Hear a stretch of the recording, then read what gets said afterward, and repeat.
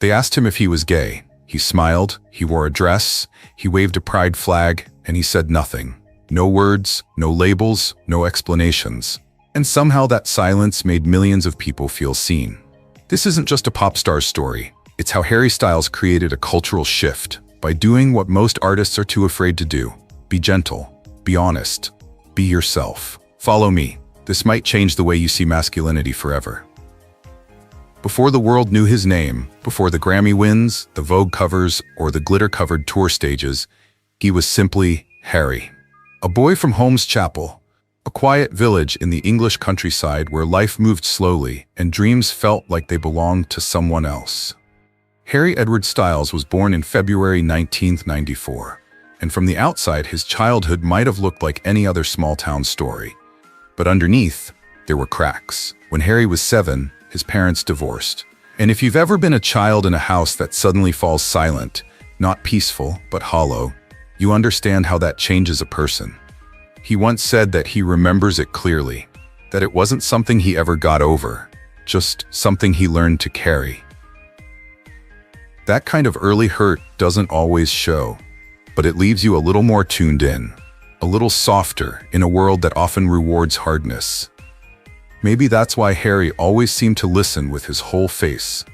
Like he wasn't just hearing, but feeling. He grew up surrounded by women. His mom Anne, his older sister Gemma, and later his stepfather Robin, who became a steady and kind presence in his life. That environment, emotional, expressive, occasionally chaotic, gave Harry something a lot of men aren't taught to value early on: empathy. And now, the bakery. Fans love this part. Before fame, Harry worked part-time at Mandeville's bakery in town. It's almost impossible not to imagine. A teenage Harry, sleeves rolled up, handing you a bag of bread rolls with that signature grin. Locals remember him being sweet, polite, just cheeky enough to be charming without getting in trouble. And while it sounds like a fun fact today, it says something real, that long before the headlines, he knew how to make people feel good. Not through a show, just by showing up as himself. Then 2010 happened. Harry, just 16, stepped onto the X Factor UK stage. Cardigan, scarf, and nerves. He sang Isn't She Lovely by Stevie Wonder. And no, it wasn't a flawless audition, but there was something about him, a glow, a warmth, a sense that he wasn't to impress anyone, he was just being Harry. Simon Cowell saw it, the audience felt it, and whether Harry knew it or not, something had just begun. Now, you probably know how this goes. He didn't make it far as a solo contestant, but the producers had a bigger plan. They grouped 5 young guys together, Harry, Zayn, Liam, Niall, and Lewis, and called them One Direction. And just like that, a new chapter opened, loudly. If you were around in the early 2010s, you remember. One Direction wasn't just a boy band, it was an era, the kind that printed itself on notebooks, playlists, bedroom walls. 5 boys with no choreography and too much hair gel somehow triggering a global phenomenon. And Harry?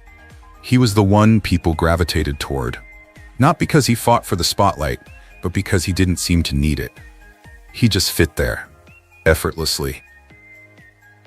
From What Makes You Beautiful to Little Things to Story of My Life, the hits kept coming, but it wasn't just music. For millions of young fans, especially girls and queer teens, One Direction was a lifeline. A soundtrack to growing up, a place to belong when the world felt confusing. And Harry, with his soft voice and eyes that always seemed to be holding a secret, became the symbol of something gentler. Something safe. But fame always comes with instructions. Be the charming one, don't ask questions, keep things light, don't be too strange, too sensitive, too you. And Harry? He didn't push back loudly, he didn't rant, he didn't rebel. He just made quiet edits to the script. He wore rings, he played with patterns, he gave interviews that didn't quite answer the question, and in doing so, opened the door to something more honest. Without ever declaring anything, he let his presence ask the question, why does this even need a label? While the world obsessed over chart numbers and shipping wars, Harry was watching, learning, not just how to be famous, but how to be free. And somewhere in the chaos, he started taking mental notes on how to build something of his own. So when the band announced its hiatus in 2015, fans broke down. And let's be honest, some of us are still not over it. But Harry? He exhaled. Not because he didn't love it, but because for the first time in 5 years, he could finally ask himself, who am I? Without the band, without the branding, without the box? That was the question that changed everything. Because what came next wasn't just a solo career, it was Harry Styles finally stepping into himself. Slowly, boldly, beautifully. He didn't rush it. He didn't try to outsing, outshine, or outgrow his past. Instead, he built something new from the inside out. And in 2017, he gave us his answer. Not in an interview, not in a headline, but in a song. Harry's self-titled debut album opened with Sign of the Times, and it wasn't what anyone expected. No trendy beats, no recycled pop formula. Instead, he delivered a 6-minute rock ballad that sounded like a cinematic throwback to the 70s, filled with grief, grandeur, and aching vulnerability.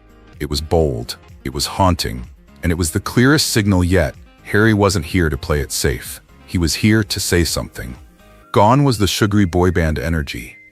In its place stood a young artist who had sat with his silence long enough to understand what kind of sound felt true to him. Sign of the Times didn't just make waves. It told the world, I'm not here to repeat. I'm here to reveal. And people listened.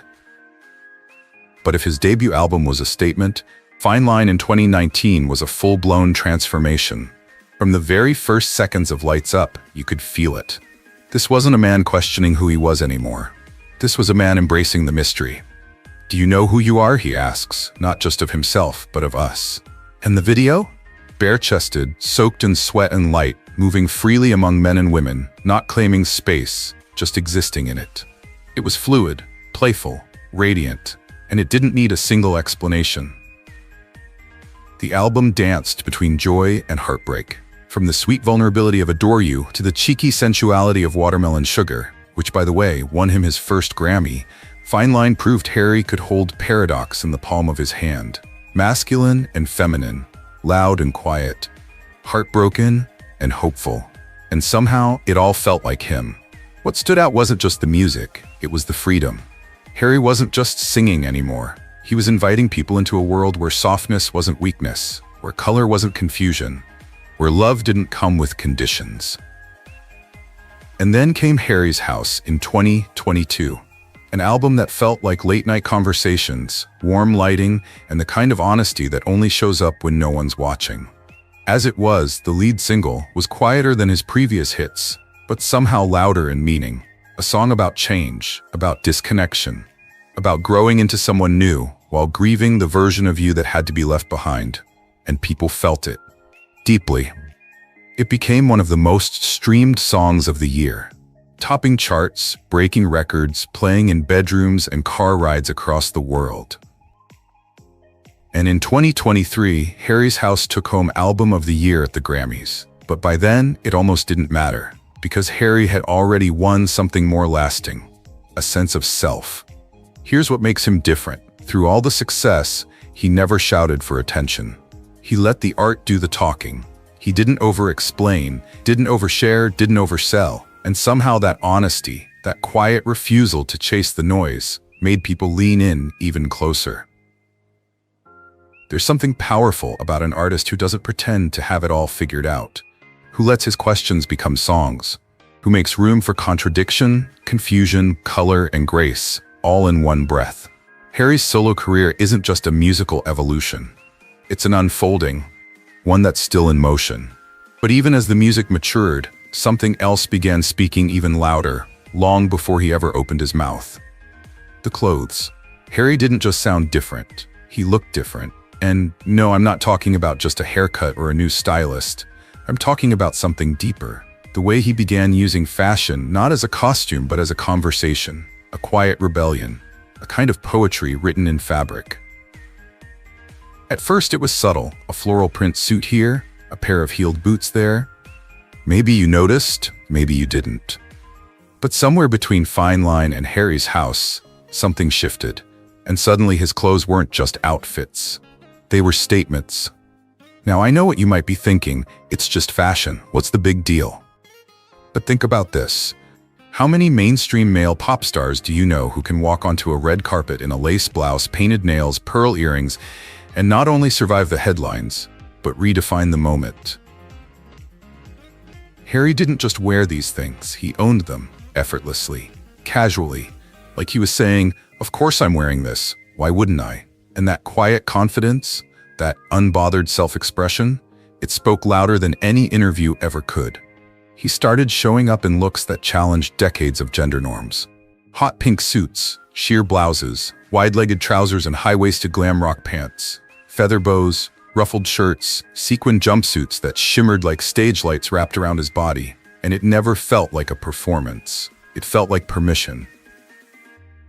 Then came the Vogue cover. Harry Styles becomes the first solo male to appear on the cover of Vogue, not in a suit, not in something traditionally masculine, in a dress, a custom Gucci gown, light blue, flowing, layered with a black tuxedo jacket over the shoulders, delicate, powerful, effortless.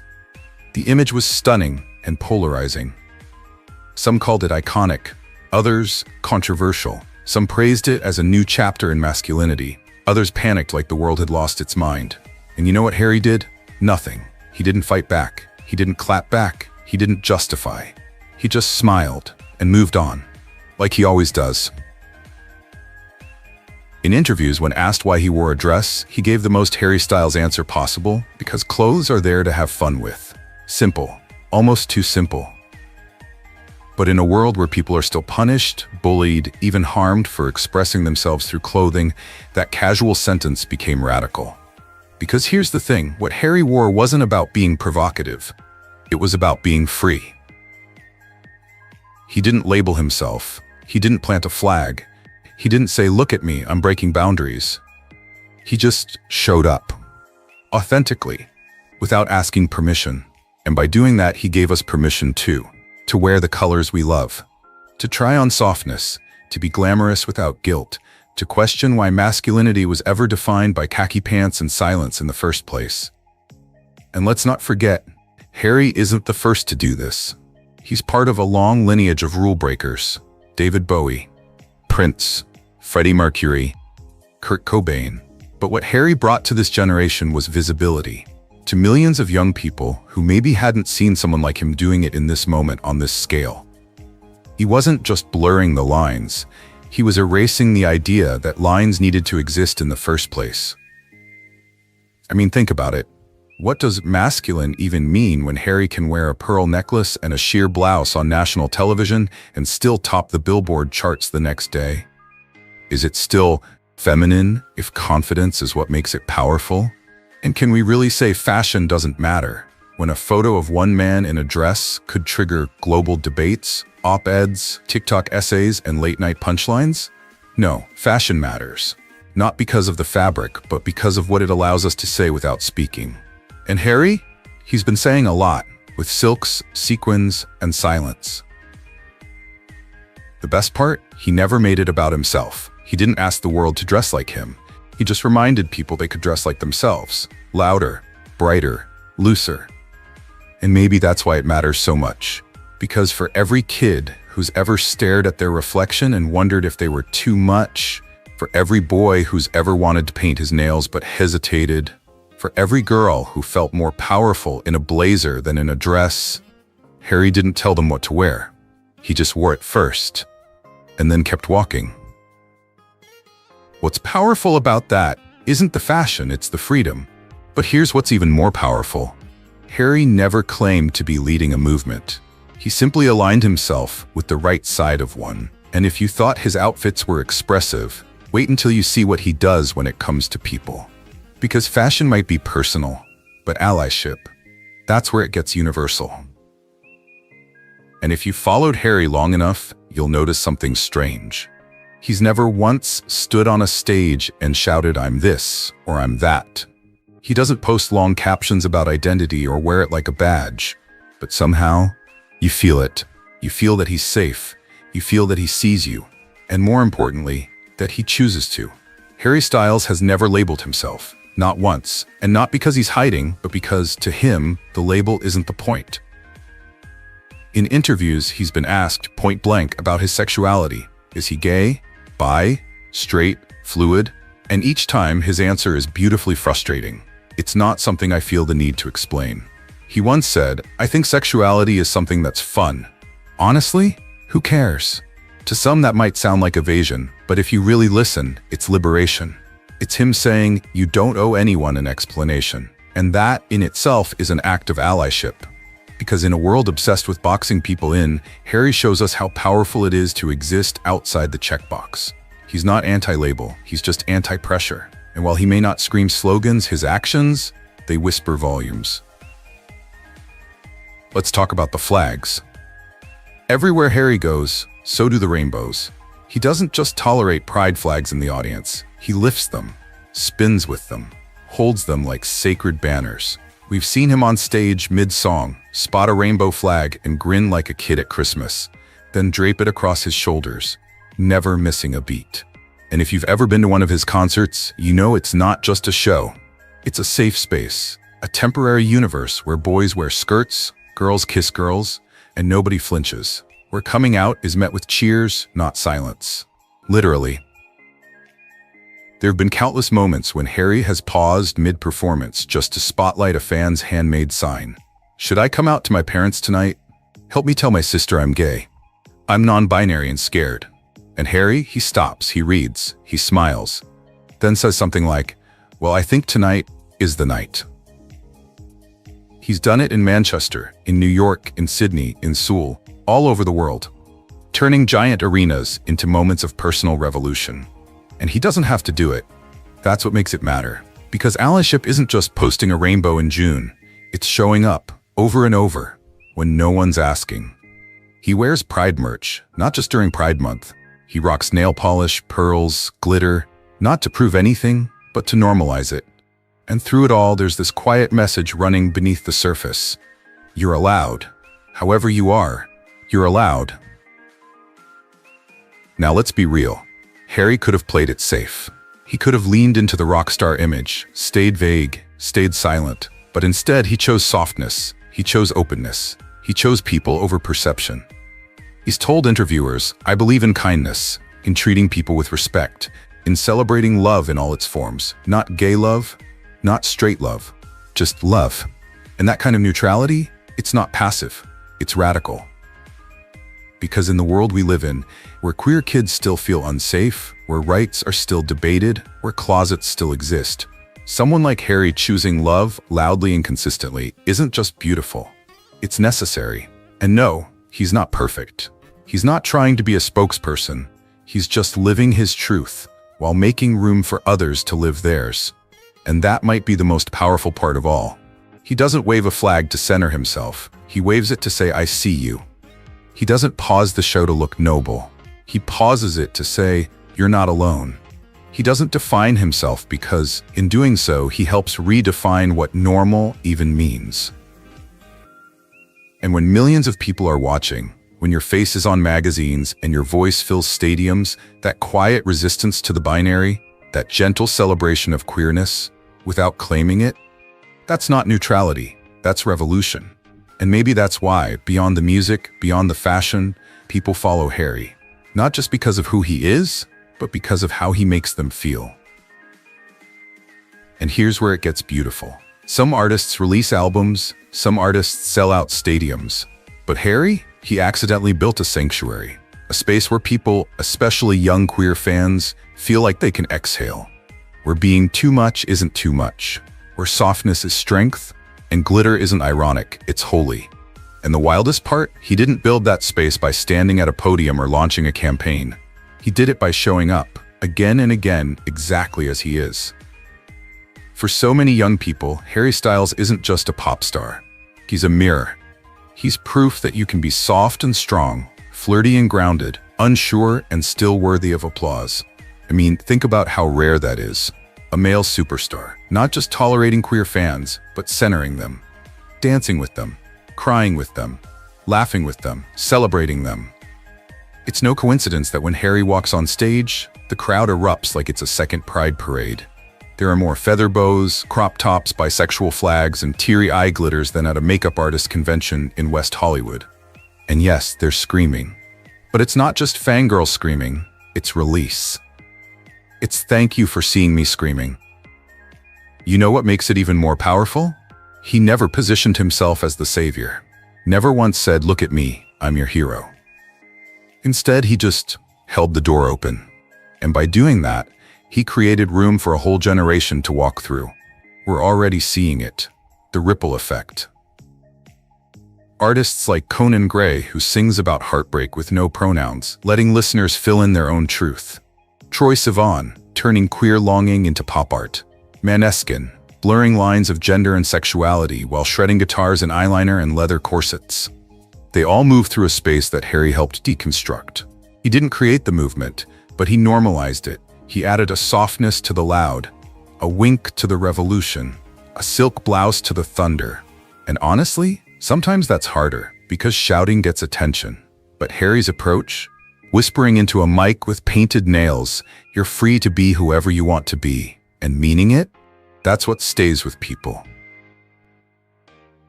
And it's not just fellow artists, it's fans who are changing. There are stories everywhere.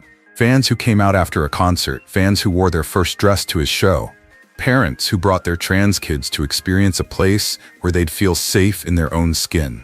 One fan wrote online, "I've been to 5 Harry shows. Each time I cried, not because of the music, but because I finally felt like I belonged somewhere."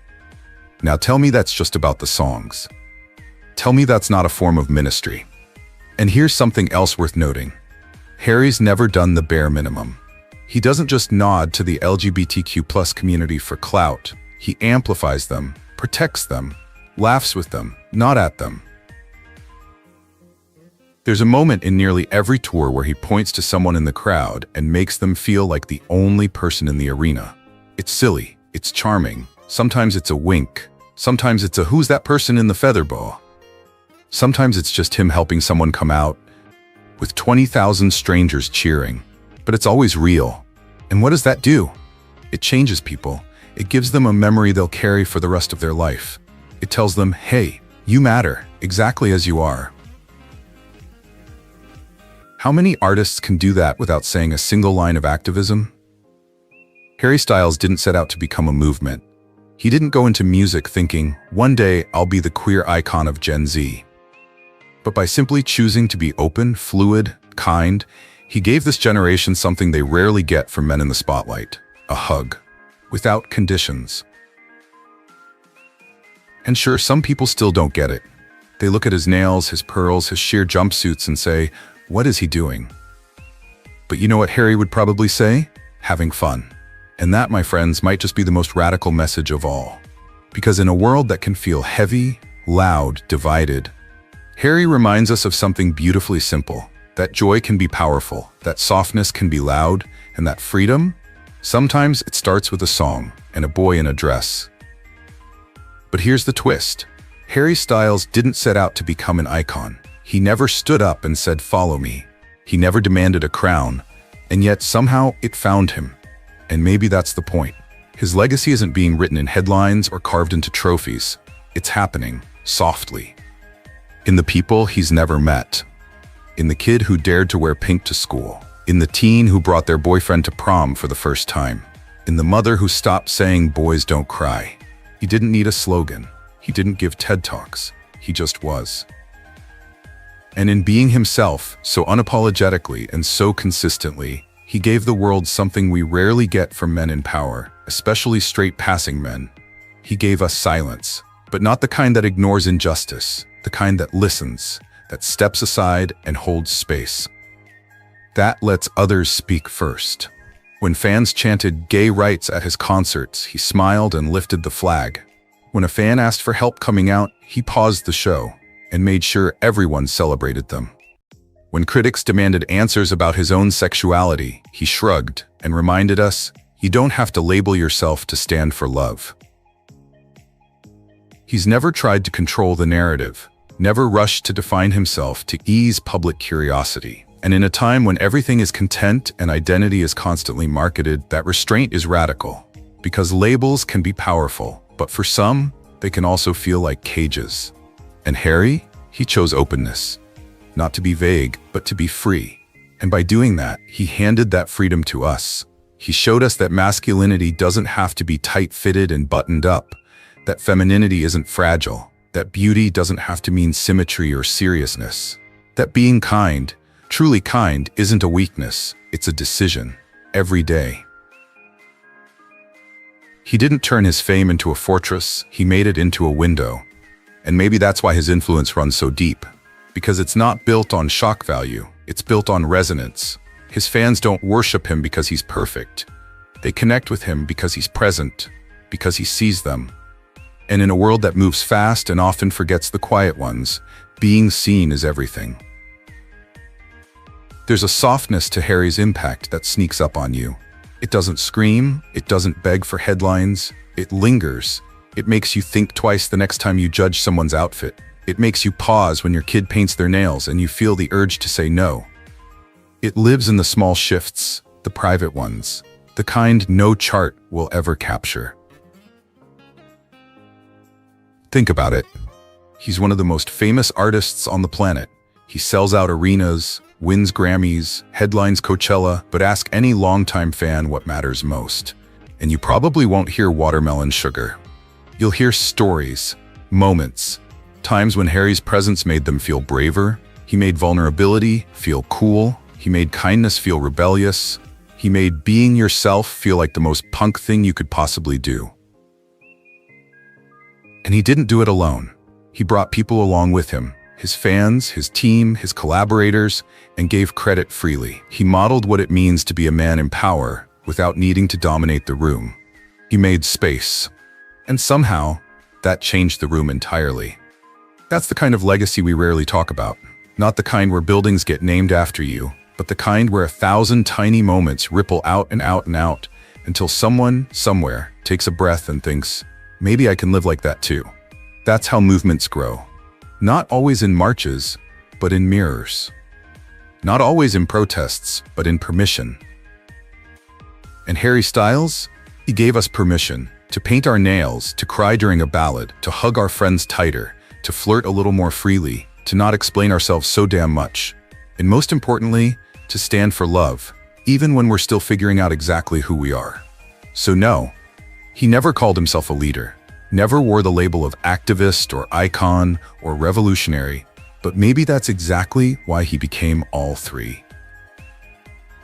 Maybe this is the real magic of Harry Styles. Not the stadium lights, not the award speeches, not even the chart-topping singles. It's the way he has made people feel, again and again, without ever telling them exactly how they should feel. He didn't arrive to fix anyone. He didn't claim to have the answers. He simply stood on stage, looked out into the blur of faces and feather bows, and let people know, without saying a word, that they mattered. Think about how rare that is. In an industry built on constant reinvention, where fame can feel like a full-time performance, Harry has found a way to be both the show and the sanctuary. He walks the tightrope between spectacle and sincerity, and somehow never loses his balance. Because for him, there's no act to keep up. The softness you see is the softness he lives. The laughter between songs isn't a rehearsed cue, it's the real thing. The way he lifts a flag or pauses mid-song to check on someone in the crowd, it's not strategy, it's instinct. And here's the thing about instincts. They reveal who you are when no one's looking. For Harry, the instinct is always kindness, always connection. Always that small but radical choice to make a stranger feel safe. It's why people cry at his concerts without really knowing why. It's why fans who've never met each other dance together in glitter and sequins like they've been friends forever. It's why, long after the music fades, the feeling lingers like perfume on a scarf you didn't mean to keep. Some artists change the charts. Some artists change the sound. Harry Styles? He's changing the temperature of the room, making it warmer, softer, brighter, so that when you leave, whether it's a concert, a video, or just a glimpse of him in an interview, you carry a little more courage into your own life. Maybe you wear the shirt you were scared to wear. Maybe you speak up for someone you used to stay silent for. Maybe you let yourself laugh too loudly, cry too openly, love too boldly. Because when someone like Harry stands in the spotlight and says through his actions, his clothes, his songs, it's okay to be fully yourself, it makes it just a little bit easier for the rest of us to believe it. And that's the ripple effect. It doesn't happen all at once.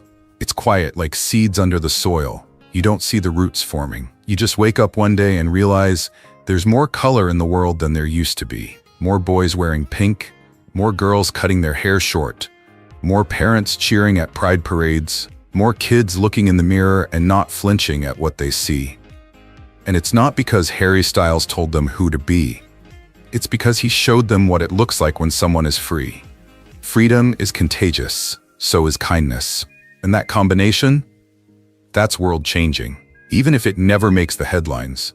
So maybe, years from now, people won't remember every lyric. Maybe they won't remember every outfit, but they will remember how they felt in his presence, whether that presence was in a packed arena or through a phone screen in the middle of the night. Safe, seen, unapologetically themselves. And if that's the legacy Harry Styles leaves behind, no scandal, no manifesto, no final word, just a trail of people who feel braver in their own skin. I can't think of anything more beautiful. It's not a headline, it's not a scandal, it's just a 10-second TikTok. Noah Schnapp didn't scream, he just said one sentence, half joking, half serious, and the world finally saw him. But what's the real story? It started long before that, with a boy crying on camera because he couldn't cry in real life, with a character disappearing on screen while the actor was still searching for himself. So how does that silence affect a child? Let's find out. Have you ever felt like you were the quiet one? Not shy, just a little out of place in the room, like you were there, but not quite seen. If that's true for you, then you'll understand Noah Schnapp. Before Netflix, before red carpets, before the word stranger was followed by things, and not just side eyes from classmates, Noah was just a soft-spoken kid growing up in Scarsdale, New York. A twin, a son, a thoughtful boy in a world that often talks too loud for kids like him. Scarsdale is one of those neighborhoods that practically smells like new tennis balls and fresh-cut lawns. You get what I mean. Everything looks good on paper. Great schools, good families, safe sidewalks. But just because a place looks perfect doesn't mean you always feel like you fit inside it. Noah's childhood wasn't tragic. He wasn't running from anything. But there was always this quiet hum inside him that whispered, "You don't see the world the way everyone else does." While other boys were tearing across playgrounds trying to be louder than their friends, Noah was watching, listening, feeling. A little sponge soaking up the moods of every room he walked into. He was the kid who cried over Pixar movies and cereal commercials. The one who asked questions like, "Do dogs get embarrassed?" at the dinner table and actually wanted an answer. He had a twin sister, a loving family, and a brain that moved like 1,000 open tabs, but none of them were about soccer stats. And that stood out, let's be honest. Being sensitive and artistic as a young boy, not exactly a social cheat code in elementary school. Kids don't know what to do with that. Even teachers don't always know. But Noah's parents, they saw him. They didn't push him into baseball. They handed him a script. At 6 years old, he told them he wanted to act. Most parents might have said, "That's cute, honey," and moved on. But they signed him up for acting classes. Real ones. After school, with monologues and breathwork and all the weird theater kid things most 6-year-olds don't even know how to spell.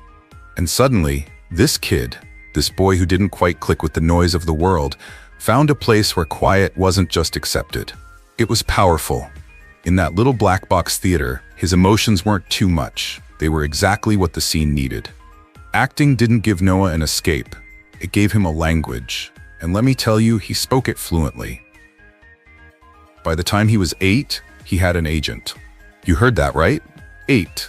Some kids were collecting Pokemon. He was collecting audition sides and headshots. Still going to school, still doing math homework, but now also squeezing in self-tapes and commercial shoots between spelling tests. And you know what? He liked it. The weirdness, the nerves, the pretend, it all made sense to him in a way that real life sometimes didn't. He wasn't trying to be famous. He just finally had somewhere to put all those big feelings. But here's the thing no one warns you about. When you're a soft boy in a loud world, even success doesn't always feel safe. Because being emotional when you're 6 is adorable. When you're 10, it's sensitive. But when you're 12, 13, it starts to sound like an insult. People don't always say it out loud, but the looks change. The comments get sharper. That thing that once made you special now makes you suspicious. So Noah did what a lot of us do. He smiled, he performed. Not just on stage, but in real life too. He became good at being palatable, quiet enough to not cause a scene, talented enough to be admired but not questioned, soft but safe. And inside, that hum never left. That whisper, there's more to you than what they see. He couldn't name it yet. Maybe he didn't have to, because sometimes the truth doesn't arrive with fireworks. It arrives in fragments. In how your chest tightens when someone looks at you a certain way. In how a role speaks a little too loudly to parts of you you've never said out loud. And as Noah kept walking forward, audition after audition, feeling after feeling, he didn't know it yet, but he was getting closer. Closer to a story that wasn't just about monsters and missing kids. It was about being found in the most unexpected way. And just like that, the casting call came in. A little sci-fi show from Netflix. Small budget, retro vibe, monsters, missing kids, bikes in the woods. Think The Goonies meets The X-Files with a synth soundtrack. No one knew it would explode. No one even expected it to trend. It was just another audition, but it had something Noah couldn't shake. The character's name? Will Byers. Quiet kid, vanishes in the first episode. Spends most of the season trapped in an alternate dimension called the Upside Down. Crying, screaming, terrified. Not exactly the role you imagine when dreaming of your big break. But Noah read the sides, and something about Will felt familiar. Too familiar. He walked into that room, delivered the lines, and walked out. Simple. But on the other side of the table, the casting directors weren't just seeing a talented kid, they were seeing Will. Vulnerable, still, intense. Noah didn't try to do too much. He just was. And Netflix said yes. That yes changed everything. Now here's where it gets interesting. Will Byers wasn't like the other boys in the story. He wasn't the leader like Mike. He wasn't the tough one like Lucas. He wasn't the comic relief like Dustin. And he definitely wasn't the girl magnet like Steve. Will was the outlier. The boy who didn't quite fit. He wasn't into girls. He wasn't into much of anything. He just wanted his friends. And he wanted them badly. Let's pause there. You ever watch a character and feel like they're holding something back? Not because the actor can't go there, but because the character literally can't say it yet? That's Will. From the very beginning, there was a tension in the air every time he looked at Mike. A kind of ache, like he was trying to scream something into the silence but didn't know the language yet. And audiences felt it. They started asking, wait, is Will gay? Not because of any grand declaration. Not because the writers put it on a billboard, but because of how Noah played him. The glances, the stammering, the way Will's sadness never quite left him, even when he was smiling. It was subtle, but it was there, and it was real. And suddenly Will wasn't just a character. He was a mirror for every kid who'd ever felt different but couldn't explain why. One scene in particular lit up the internet. Will, sitting in the backseat of a car, trying to hold it together, while Mike rambled on about 11. Will smiles, barely. His eyes shimmer. He turns toward the window and quietly breaks down. No dramatic music. No big speech. Just a boy, in love with his best friend, crying in silence because he knows it will never be returned. And Noah? He didn't oversell it. He let the heartbreak hang. Let it breathe, and people watching at home, especially queer kids, knew exactly what that felt like. That was the moment Will stopped being a mystery. He was a boy in love, a boy afraid to say it, a boy who had no place to put those feelings except away. Years later, when asked directly, Noah finally confirmed what fans already knew. He said simply, Will is gay. He loves Mike. I think that's been pretty clear. Just like that. No press release. No dramatic headline, just truth, plain and steady. But that's the thing about playing a character like Will. People don't stop at the script, they start looking at the actor. And that question that once hovered over the fictional town of Hawkins began hovering over Noah too. Because the way he played Will wasn't just convincing, it was lived in. Raw, like he wasn't just acting. Like he was drawing from a place inside himself that hadn't been spoken aloud yet. not fully, not publicly. And audiences are intuitive, especially the ones who've been through it. They know when someone's not just reading lines, they're releasing something. So yeah, Will Byers was clearly in love with Mike. The fans knew it, the cast knew it. And let's be honest, you knew it too. Those side glances, that trembling voice, that one little backseat breakdown that ruined all of us for at least a week? Yeah, that wasn't about friendship bracelets. And Noah? He didn't need to overdo it. He just played the truth. And somehow it hit harder than any monster or demogorgon ever could. That's when people stopped asking, is Will gay? And started wondering, what about Noah? Now here's where things get real. Because the line between actor and character, it started to blur. Not in a dramatic, made-for-TV way. In a quietly undeniable way. And while Will was struggling to say it on screen, Noah, off-screen, was carrying a silence of his own. But the thing about silence is, it doesn't last forever. And sometimes the most powerful thing a person can say doesn't even take 10 seconds. But before we hit record on that moment, let's pause. Because the story that was unfolding wasn't just about identity. It was about timing, about truth, and about what it means to finally take up space, not as a character, but as yourself. And that's exactly where Noah was headed, whether he knew it or not. And then, it happened. No announcement, no press conference, no emotional sit-down interview with Oprah. Just a boy, a phone, and a TikTok that lasted all of 10 seconds. It was January 5th, 2023. Noah posted a video with the caption, "Guess I'm more like Will than I thought." That's it. No fireworks, no dramatic monologue, just a smirk, a little background music, and a line that hit the internet like an emotional gut punch wrapped in Gen Z humor. And the world? It lost its mind, in the best possible way. Fans flooded the comments with hearts, crying emojis, and messages like, "We've been waiting for you. Welcome home. You are loved. You are safe." It wasn't chaos. It wasn't controversy. It was warmth. The kind that makes you believe people can be kind online, after all. Because Noah didn't just come out. He came forward, with grace, with simplicity, with that kind of soft courage that doesn't shout, but doesn't hide either. And honestly, that's what made it powerful. Let's be real. If you grew up watching older generations of celebrities forced to hide, lie, or reveal themselves under media pressure, this felt different. It wasn't a declaration. It wasn't a brand pivot.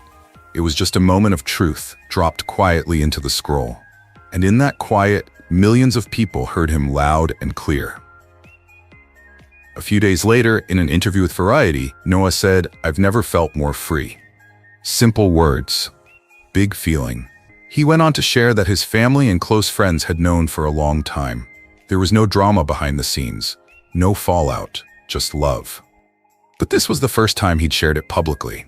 And even though it was just 10 seconds, it lifted something off his chest that had been sitting there for years. Now think about that. Imagine carrying something so central to who you are. Every audition, every interview, every fan event. And knowing that at any moment, someone might ask a question you're not ready to answer. Or worse, one you've been answering with a smile that hides more than it shows. And then one day, you're scrolling through your own drafts on TikTok and think, you know what? Let's just do it. Click. Post. Done. Of course, some people didn't get it. They asked, wait, was that a joke? Or is this real? Because we've been trained to think big truths need big packaging. But Gen Z? They're flipping the script. And Noah, he basically invented the soft launch coming out. No headlines, no hashtags, just a boy being like, "Yup, that's me. 10 seconds. That's all it took." And yet, somehow, those 10 seconds did what entire magazine covers used to try and fail to do. They made people feel seen. It wasn't just about Noah anymore. It was about the millions of young people watching, thinking, if he can say it, maybe I can too. There was something incredibly honest about how casual it was. Almost funny, like, oh, by the way, I'm gay, and also here's a cute dance trend. The internet wasn't laughing at him. They were laughing with him. Because in that moment, he wasn't just a celebrity. He was one of us.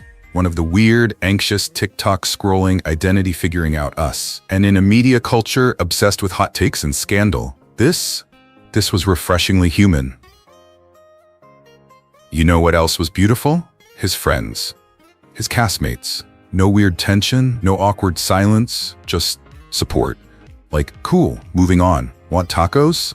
That's the dream, right? And while we're here, can we just take a moment to appreciate how radically different this is from how it used to be? There was a time when coming out meant PR nightmares, career risks, and front-page drama. But Noah flipped that script in 10 seconds flat, and he did it not because he had to, but because he was ready.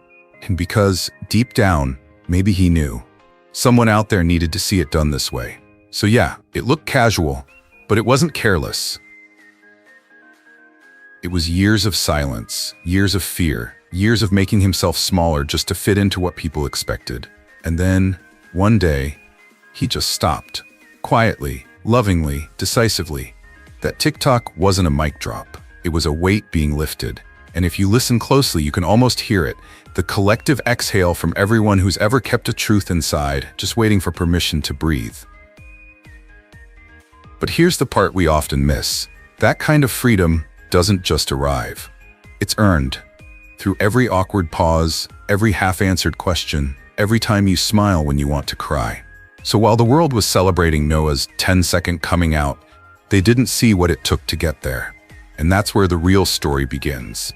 Because behind that smile, behind the filter, the caption, the beat, was a boy who had spent years navigating silence. Not because he was ashamed, but because he didn't know when the world would be ready. Turns out, the world didn't need to be ready. He just needed to be. Now, if you thought that one TikTok was the end of the story, you clearly haven't met Gen Z. Coming out isn't the finale, it's the opening act. Because what happened next wasn't just about Noah being free, it was about what he did with that freedom. And spoiler alert, it wasn't hiding. It wasn't stepping back, it was stepping way, way forward. He kept playing Will, of course. That sweet, quiet boy from Hawkins still had more story left. And Noah didn't check out after coming out, he leaned in, hard. In season after season, he added more layers to Will's longing, more nuance to the silence, more ache behind every look. It was like, now that he'd said the truth out loud, he could finally act in peace. But acting wasn't the only thing he stepped into. Out of nowhere, and we do mean nowhere, he launched a snack company. Yeah, you heard that right. While most people his age were still figuring out laundry settings, Noah co-founded To Be Honest, a sustainable snack brand, now renamed Do Good Snacks, with a mission to make better-for-you treats that actually taste like something you'd want to eat in public. Because, let's be honest, half the healthy snacks out there taste like regret and cardboard. Noah clearly agreed. So what did he do? Partnered with actual food scientists, talked about climate impact, got on investor calls, while also shooting scenes where he's being chased by monsters with no noses. This kid was multitasking. Gay icon by day, snack mogul by night, and the press? Oh, they ate it up. Pun very much intended. He popped up on the cover of Teen Vogue, Variety, GQ, not as the kid from Stranger Things, but as something bigger, something braver. They started calling him the voice of queer Gen Z, which is a lot of pressure to put on someone who just recently started using moisturizer, but here we are. Articles began comparing him to the likes of Troye Sivan, Timothée Chalamet, and even a young Elliot Page, not because he was trying to be anyone else, but because of how effortlessly himself he was. Let's pause there for a second. That's rare. Like, really rare. We're talking about a young actor who didn't drop a solo album, didn't leak a scandal, didn't reinvent himself with some edgy photo shoot involving snakes and latex. He just showed up, quietly, authentically. Like, hi, I'm Noah, I'm gay, I make chocolate bars now, let's talk about compostable wrappers. And somehow, that landed harder than any headline could. But here's the twist that makes this story even better. Despite all the interviews, all the features, all the sound bites, you'll notice Noah never quite pins himself down with a label. Sure, he said I'm gay, but he's also said, I don't like putting labels on everything. And honestly, that's not him being vague, that's him being real. Because for a lot of young people today, identity isn't a checkbox, it's a spectrum, a journey, a collection of feelings that don't always fit neatly into a drop-down menu. And Noah gets that. More importantly, he lives that. He shows up in interviews with goofy charm, half-buttoned shirts, and the confidence of someone who knows that being soft is a form of strength. He still fumbles his words sometimes, still laughs at himself, still posts chaotic Instagram stories like any other 19-year-old. But beneath all that is someone who has quietly become something he never set out to be. A mirror. Not the kind that demands answers, but the kind that gently reflects whatever truth you're working through. And maybe that's what makes Noah Schnapp such a powerful figure for his generation. Not that he stood on a stage and shouted who he was, but that he made space for the people who haven't figured it out yet. Because let's face it, not everyone wakes up with clarity. Some people are still questioning, still wondering, still afraid to say anything at all. And here's this kid from Scarsdale with soft eyes and sustainable snacks saying, hey, you don't need to know everything to be someone. And in a world constantly screaming, define yourself, right now, in bold font, Noah calmly whispers, you're allowed to just be. That whisper somehow has echoed louder than any megaphone. And as more headlines piled up, more fans connected, and more young people found the courage to come out quietly, softly, or not at all, something became clear. He didn't need to be the loudest. He just needed to be there. And wouldn't you know it? That's exactly who Will Byers was too. And that's the thing about Noah. He didn't set out to be a symbol. He didn't chase the spotlight. He didn't try to be the face of anything. He just showed up with honesty, with humor. With all the soft edges most celebrities are told to smooth out, somewhere along the way, that quiet presence started shifting something. Because let's be real, we're living in a time where fame is often loud, messy, and frankly exhausting. Everyone's either getting canceled, rebranding, or dropping apology notes in iPhone fonts. Meanwhile, Noah's over here posting about snacks, taking classes at UPenn, and telling his fans, you're doing great, sweetie. No drama, no scandals, no clickbait chaos, just a teenager who figured out that living truthfully is enough, and sometimes more than enough. And people noticed, especially young people, especially LGBTQ+ teens, trying to navigate the world without a roadmap. Noah didn't position himself as their savior. He didn't make bold declarations like, I'm here to speak for all of you. What he did was far more radical. He listened, he engaged, he encouraged. Scroll through his Instagram and you'll see messages from fans thanking him for making them feel seen, for giving them courage. He doesn't just send hearts, he takes the time to respond, sometimes with a joke, sometimes with a sincere, I'm proud of you. On social media, he doesn't use slogans. He just says what he thinks. Sometimes it's just, you can do it, or keep going. No hashtags, no branding, just words that someone might need to hear at the right time. And the stories, they keep coming. He often meets fans in real life, someone shaking in line about to collapse, and says something like, you guys helped me come out. He doesn't treat it like a photo opportunity. He actually listens, maybe just quietly says, thanks for sharing this, and then stays. That's not performance, that's presence. And let's be honest, not every star does that. Some talk about authenticity while being managed within an inch of their lives. But Noah, he actually is what he says he is. Low-key, goofy, thoughtful, a little awkward in the best way, and just real. Maybe that's why people connect to him. He isn't perfect, he's not trying to be, he still trips over words in interviews, still gets overwhelmed, still has moments where the spotlight feels a little too bright, but he owns it. And in doing that, he gives others permission to do the same. Especially those who haven't figured it all out yet. The ones who are still somewhere in between labels, between pronouns, between courage and fear. To them, Noah's not just a celebrity. He's proof that you don't have to shout to be heard, that you don't have to declare everything to belong. He walks into rooms and changes the energy, not because he's loud, but because he's present.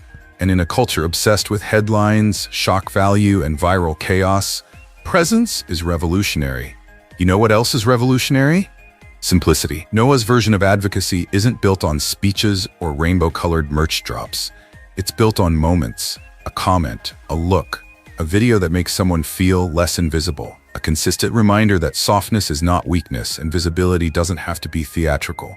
He represents the kind of ally we rarely talk about, the one who stands next to you, not in front, not above, not on a stage, but with you. Quietly, steadily, sincerely. And in that space, he's become something bigger than he ever tried to be. He's become a touchstone. Someone you show your little brother and say, see, you can be like him. Someone you think about on hard days and go, if Noah can walk through this with grace, maybe I can too. Someone who doesn't need to declare himself a leader to lead.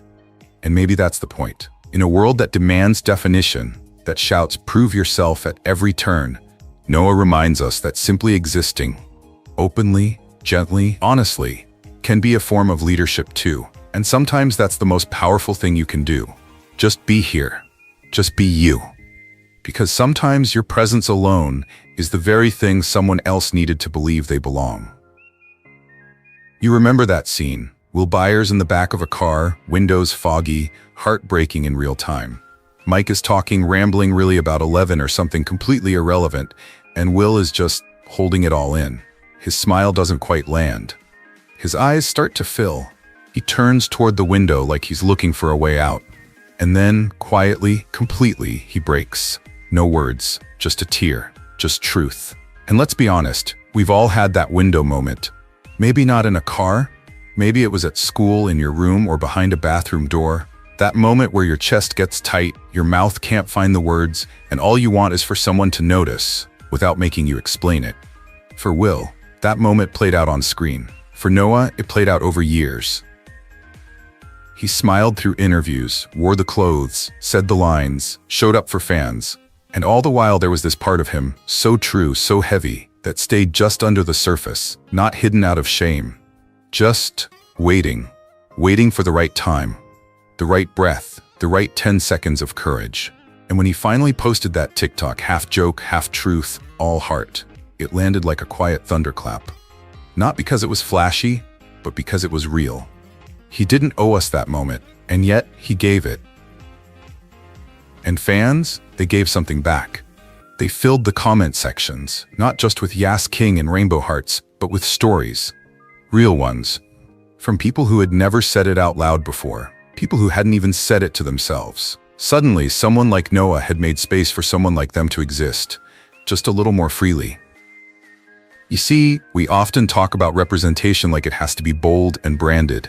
But sometimes it looks like a boy sitting in his room finally pressing post. No confetti, just clarity. And listen, maybe you're not there yet. Maybe you're still figuring it out. Maybe you've rehearsed the words 100 times and still can't get them past your lips. Maybe you feel like you'll never be ready. And if that's where you are right now, that's okay. Seriously, that is more than okay. Because being honest with yourself isn't a sprint. It's not a race to a finish line. It's a series of small, quiet moments where you choose not to run anymore. Where you look in the mirror, not for answers, but for gentleness. And maybe today, your version of courage isn't a TikTok. Maybe it's texting a friend, or changing your lock screen, or Googling a term you're curious about and not clearing your history for once. Those count. They matter. Noah didn't become a symbol because he had all the answers. He became one because he finally said, "This is me." Softly, smiling, vulnerable. And by doing that, he told the rest of us, you can get here too, in your way, in your time. And sure, he's not perfect. He still gets nervous, still says awkward things, still posts the occasional photo where the lighting's just confusing. But he's trying.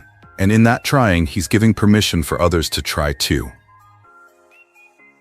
So if you're watching this right now, on your bed, in your room, scrolling at midnight with the volume low, maybe this is the part you were supposed to hear.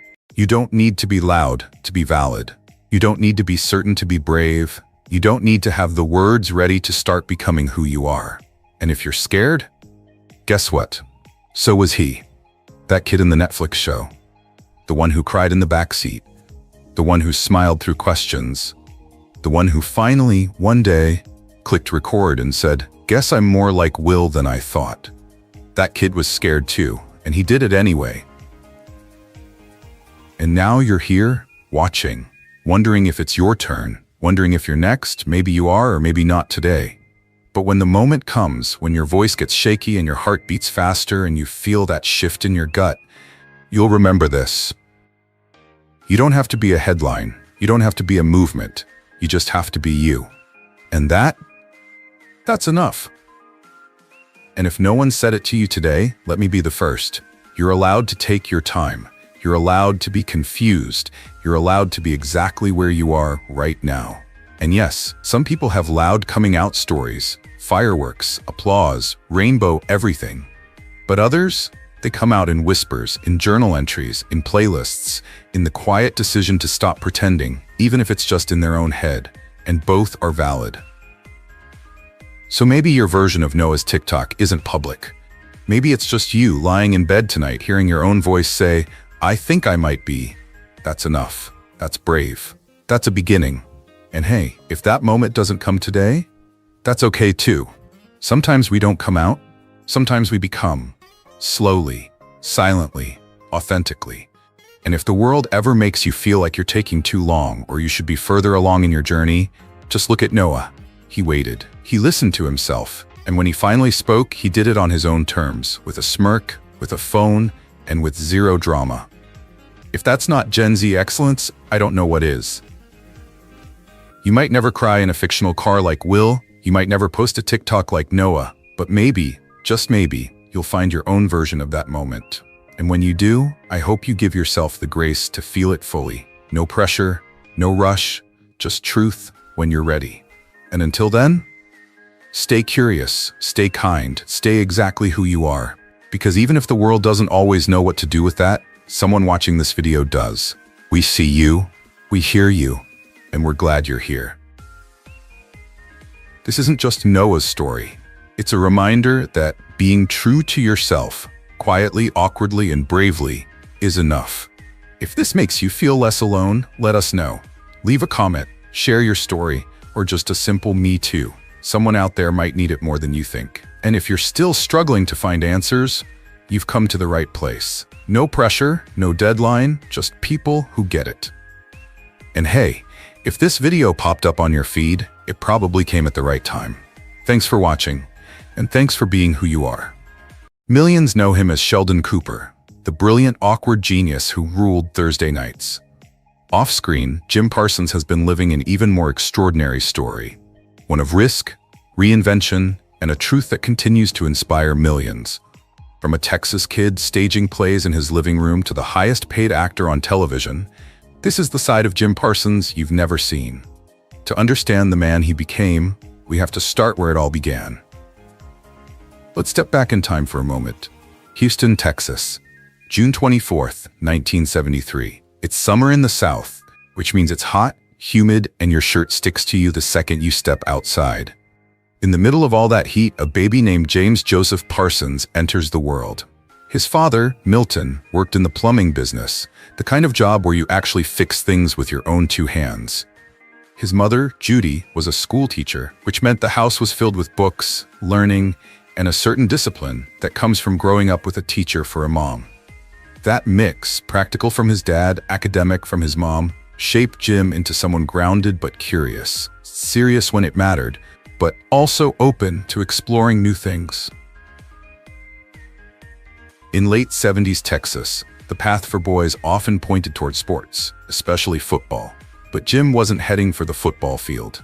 He had a stage of his own, the living room, and his productions, they weren't small. Whoever was in the house became part of the cast. Siblings, cousins, even the family dog if it would sit still long enough. Neighbors probably thought, that Parsons kid, he's always putting on a show. And they were right. Houston in those years had a modest but lively community theater scene, and for Jim, it was like a magnet. He didn't just sit in the audience, he stepped on stage. The moment the lights came up, he felt at home. It didn't matter if the set was made from painted cardboard or if only a handful of people showed up. Jim gave it everything. That early taste of performing planted a seed that would guide the rest of his life. By the time college came around, there was no debate about his major. He enrolled at the University of Houston to study drama. Now, a lot of students show up, do their part, and head home. Jim was different. He approached every rehearsal like it was opening night. He studied scripts in detail, worked scenes over and over, and paid close attention to how each line could land better. Friends and classmates noticed. He wasn't just passionate, he was methodical. During his time there, he took part in countless productions. Theaters on campus, small independent plays in the city. If there was a stage, Jim wanted to be on it. This was also when he began to refine what would later become one of his greatest strengths: timing. That sharp comedic instinct didn't come out of nowhere. It was built show after show, line after line. After earning his undergraduate degree, Jim decided to push further. He was accepted into a highly selective 2-year graduate program at the University of San Diego, partnered with the Old Globe Theater. This was not a casual, learn a few acting tips setup. It was immersive, demanding, and relentless. Students performed in classical plays, trained in voice, movement, and text, and received constant critiques from seasoned professionals. Many couldn't handle the pressure. Jim didn't just handle it, he thrived. When he graduated, Jim carried with him not just a degree but a toolkit, skills sharpened, a strong work ethic, and an understanding of how much discipline it would take to survive in the industry. And survival was exactly the next challenge. Those first years in the professional world were far from glamorous. He lived in small apartments, often in neighborhoods where you heard your neighbor's music whether you wanted to or not. He auditioned for commercials, minor TV spots, and local productions. Many auditions ended the same way: "We'll be in touch." And anyone who's been in the business knows that's usually the end of the conversation. But Jim kept going. He treated each rejection as part of the process, each small role as a chance to learn. He understood something crucial. This career isn't about instant success. It's about persistence. Every callback, every short scene, every project that barely paid the rent, it was all building toward something bigger. He didn't know when or how it would happen, but he was ready. And that readiness would matter, because the opportunity that would change his life forever was about to appear. And then, it happened. It's 2006. Jim's been grinding away at auditions, taking whatever roles come his way, and then, out of nowhere, his agent calls. There's this new sitcom in the works, a little show about a group of scientists, their awkward adventures, and well, a lot of comic books and Chinese takeout. The role they want him to read for? Sheldon Cooper. Now, Sheldon on paper was intense. The character breakdown probably scared off more than a few actors. Brilliant theoretical physicist, 2 PhDs, genius-level IQ, zero social awareness, obsessed with rules, routines, and a very specific spot on the couch. I mean, come on. How do you make that guy funny and likable at the same time? Jim walked into the audition room with his usual calm, but also that quiet spark of, I know what I'm about to do. He picks up the script, starts reading, and this is from the casting team's own words, it was like Sheldon Cooper just walked in off the street. The cadence, the rhythm, the subtle shifts in tone. They weren't acting choices you could fake. They came from understanding exactly why Sheldon would say each line the way he did. And here's where Jim's theater training kicked in. He didn't just memorize the words, he dissected them. Every pause had a purpose. Every glance had a reason. Even the way Sheldon held his hands, fingers slightly tense, almost like the world was just a bit too unpredictable for comfort. That was a deliberate choice. Jim has said that he approached Sheldon like playing an instrument. Think about that. Every note was a word, every rest was a pause, and every crescendo was one of Sheldon's wonderfully over-the-top rants about, say, why the roommate agreement must be followed to the letter. And the best part? He made it feel effortless. When The Big Bang Theory premiered in 2007, the first season found its footing quickly. But by season 2, it exploded. And Sheldon, he was the breakout star. Fans quoted his lines, debated the science references, and yes, people started arguing over which spot on their own couches was theirs. Come on, admit it. If you've ever told someone to move because they were in your spot, you're basically living your inner Sheldon. What made Jim's Sheldon so special wasn't just the humor, it was the humanity underneath. Sure, he could be frustrating, even infuriating to his friends on the show, but Jim made sure you saw the vulnerability too. That little flicker in the eyes when Sheldon didn't quite understand why people were upset. The brief hesitation before delivering an apology in his own awkward way. Those were the moments that turned him from a caricature into a character you loved. Behind the scenes, Jim worked like a scientist running an experiment. He marked up scripts, tested different inflections, even researched some of the scientific concepts to make sure the delivery sounded authentic.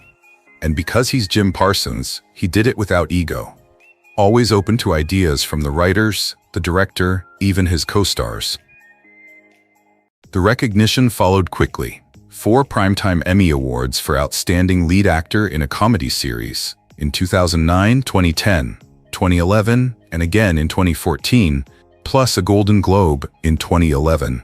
That kind of winning streak is rare, and it wasn't just because Sheldon was a great character, it was because Jim made him unforgettable. And let's not forget the ripple effect. Sheldon became part of pop culture. Bazinga showed up on t-shirts, coffee mugs, Halloween costumes. Fans around the world, from teenagers to grandparents, found something relatable in this quirky genius who refused to compromise who he was. Jim once joked in an interview that he never imagined playing a man obsessed with trains and comic books would make him a household name. But he also admitted it was one of the most rewarding challenges of his career, because Sheldon, for all his quirks, was a reminder that different doesn't mean less. By the time The Big Bang Theory wrapped in 2019, Jim had spent 12 years bringing Sheldon to life. That's over 270 episodes of keeping a character consistent yet evolving week after week. And here's the thing, he never phoned it in. Every take mattered. Every laugh mattered.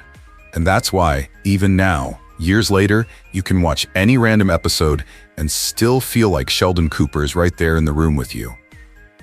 And while the cameras captured every move Sheldon made on screen, in real life, Jim Parsons was quietly living a story of his own.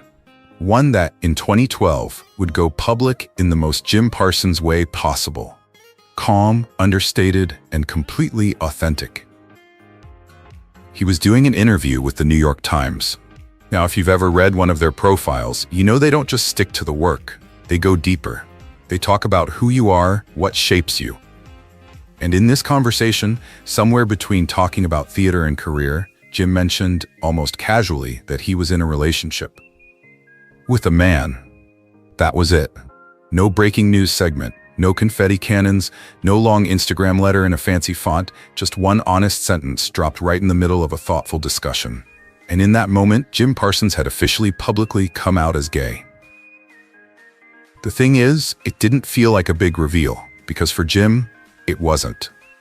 He wasn't hiding, and he didn't see it as a shocking announcement. It was simply the truth, shared naturally when it came up. And that's part of why it resonated so much. Fans didn't feel like they were being sold a story, they felt like they were being trusted with a fact. So of course, the next natural question was, who's the lucky guy? That would be Todd Spivak, an art director Jim had met way back in 2002, long before The Big Bang Theory and all the Emmy wins. In fact, Jim has said more than once that meeting Todd was the best thing that ever happened to him. And if you've ever seen them together in interviews or on the red carpet, you get it. They have that easy, quiet chemistry of two people who've truly built a life together. Here's the part I love. When Jim talks about Todd, he never does it like a celebrity giving sound bites. It's not "my partner and I" in some polished PR-proof sentence. It's little things, how they share the same taste in art, how Todd's humor keeps him grounded, or how Todd's the first person he calls after a great day on set. It's real, and people can tell. The public reaction? Overwhelmingly positive. Fans around the world sent messages of support. Media coverage was warm, focusing on how Jim's openness could help others feel less alone. And in a world where coming out can still be a complicated, even dangerous decision, here was a beloved TV star showing that living authentically doesn't have to mean losing everything.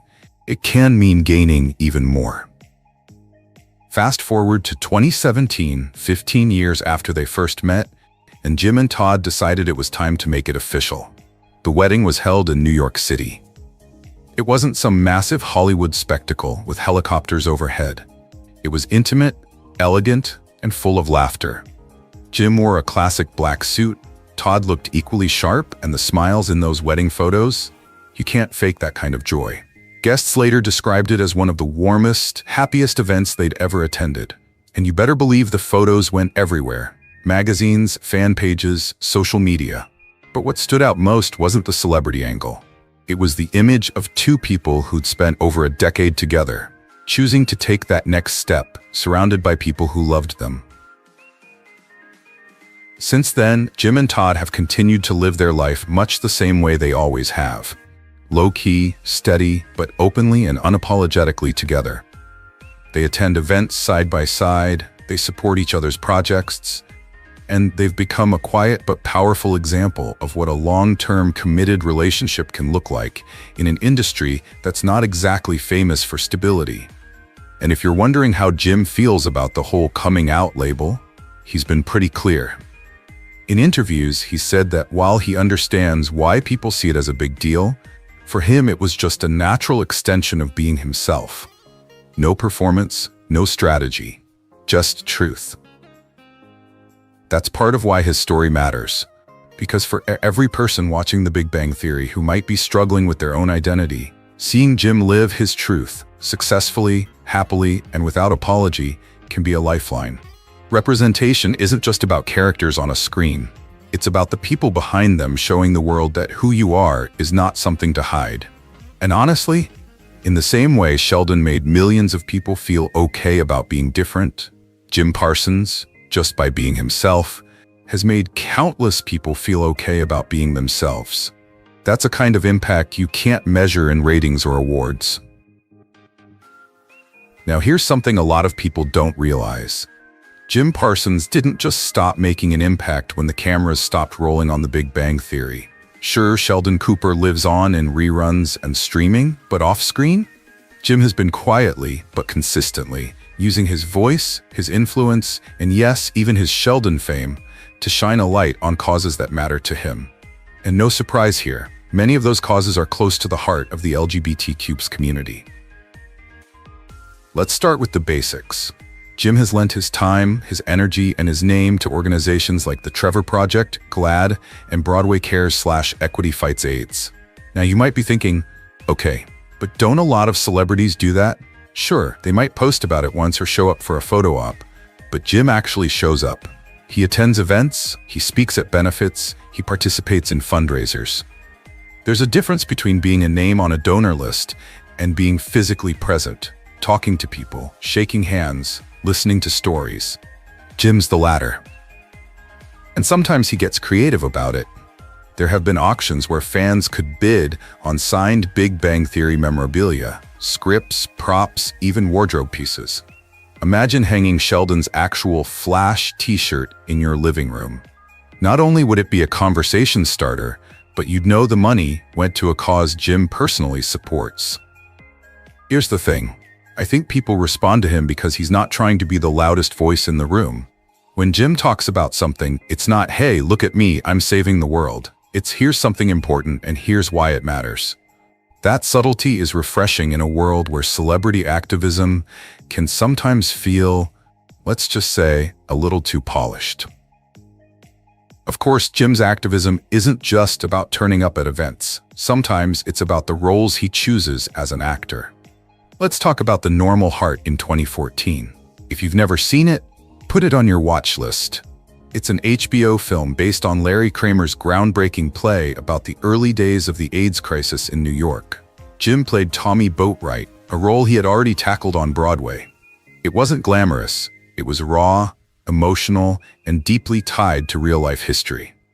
Watching him in that role, you could tell it mattered to him. Critics praised the performance, but more importantly, the film itself reignited conversations about that period in history. Conversations that still need to happen. Then there's The Boys in the Band in 2018. This wasn't just another acting gig. The original 1968 play was revolutionary. It portrayed the lives of gay men at a time when mainstream America didn't want to see them. For the Broadway revival and the later Netflix adaptation, the entire cast was openly gay, including Jim. That decision alone sent a message about representation, but the production went further. It showed that stories about LGBTQ+ characters could be complex, layered, and compelling without leaning on stereotypes. And it's not always about heavy, serious topics. Sometimes Jim's influence shows up in small, joyful moments. Maybe it's him being openly affectionate with Todd at a red carpet event. Maybe it's a lighthearted but pointed comment in an interview when a journalist asks about equal rights. These aren't headline-grabbing gestures, but for people watching who rarely see same-sex couples represented naturally in mainstream media, those moments can be powerful. Here's where I'll ask you something. When was the last time you saw a celebrity couple at an event just being themselves, without the PR gloss? For Jim and Todd, it's second nature. And seeing that normalcy, that comfort, can mean more than any speech or campaign. If you've watched Jim in interviews, you'll know he's not one for long, fiery political monologues. But he will talk, often and sincerely, about fairness, kindness, and treating people with respect. And sometimes that's the message that sticks the most. It's simple, it's human, and it's harder to argue with than a long lecture. And let's not forget, Jim's career choices keep reinforcing that same message. From comedic roles that celebrate individuality to dramatic projects that explore identity and history, he's built a body of work that says, it's okay to be exactly who you are. That's not an accident, that's intentional. Now think about it. How many actors have you seen go from being the face of one of the biggest sitcoms in the world to actively choosing work that might not have the same paycheck, but has a bigger impact? That's what makes Jim stand out. By being himself, on stage, on screen, and in life, Jim Parsons has shown that influence isn't just about what you say, it's about how you live. And that same thoughtful, intentional approach, well, it's exactly what he carried into the next phase of his career, one that might just surprise you. Because here's the thing. When you've spent 12 years as one of the most recognizable characters on TV, you have two choices. One, you can ride that wave forever, cash in on the same type of roles, play it safe. Or two, you can step off the surfboard entirely and see what else is out there. And Jim? He chose option two. Now don't get me wrong, he could have easily coasted on Sheldon Cooper for the rest of his career. The offers were there. Commercials, guest spots, even Sheldon-like roles in other sitcoms. But Jim's the kind of actor who gets itchy if he's not learning something new. So instead of just chasing another sitcom, he started looking for projects that challenged him. Even if that meant a smaller paycheck, a tougher production schedule, or a role that made audiences go, wait, that's Jim Parsons. One of the first big moves he made was in 2020 with Hollywood, Ryan Murphy's bold, glitzy, and sometimes scandalous Netflix series. Jim played Henry Wilson, a real-life talent agent from Hollywood's golden age. A man who was as infamous for his questionable ethics as he was for discovering stars. And let's just say, Henry Wilson was no Sheldon Cooper. This was a morally messy character, ambitious, manipulative, sometimes downright unlikable. Jim dove into the role headfirst, studying Wilson's real-life history, his mannerisms, his voice. The transformation was so complete that some viewers didn't even realize it was Jim until they saw his name in the credits. Critics loved it, praising his ability to vanish into the character without a trace of Sheldon peeking through. Then came 2022's Spoiler Alert, based on Michael Ausiello's memoir, a heartfelt, funny, and deeply emotional story about love, loss, and living fully. This project was special for Jim, not just because he starred in it, but because he produced it through his company, That's Wonderful Productions. That's right, he's not just in front of the camera anymore. He's behind it, making decisions about what stories get told, who gets cast, and how the film comes together. For Jim, producing isn't just about creative control. It's about championing the kind of stories he wants to see in the world. And in this case, that meant telling a modern gay love story that was authentic, moving, and refreshingly free of cliches. And speaking of That's Wonderful Productions, Jim's been steadily building that side of his career. He and Todd have been partners in life and in business, developing projects for TV, film, and stage. Some are comedies, some are dramas, but all have that Parsons touch, thoughtful, well-crafted, and a little bit unexpected. Of course, Jim hasn't forgotten his first love, theater. He's returned to the stage multiple times since The Big Bang Theory, taking on roles that push him in completely different directions. On stage, there's no safety net. No cut, let's try that again. Just you, the script, and a live audience that reacts in real time. Jim has said in interviews that theater keeps him honest as an actor. It forces you to be fully present, every single second. And here's something you might not know. He's also lent his voice to animated projects, from Home, the DreamWorks movie, to narrating young Sheldon. That last one's a fun twist, right? The man who played Sheldon for over a decade now, serving as the narrator for the character's childhood. It's like a little Easter egg for fans, and it shows Jim's willingness to have fun with his own legacy. What all of this proves is that Jim Parsons isn't afraid of reinvention. He could have stayed in the comfort zone forever, big paychecks, easy recognition, but he chose to explore. He chose to surprise people. And maybe, most importantly, he chose to surprise himself. So if you thought Jim Parsons was going to fade quietly into former sitcom star territory, yeah, think again.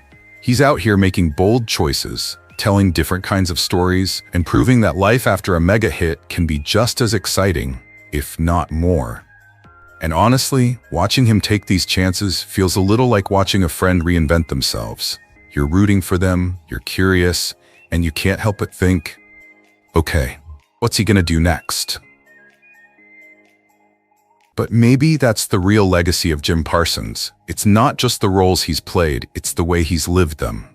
From a kid in Houston putting on living room plays for anyone who'd watch, to a theater student grinding through endless rehearsals, to a sitcom star whose face is recognized in dozens of countries, Jim's journey is proof that success doesn't have to mean losing yourself.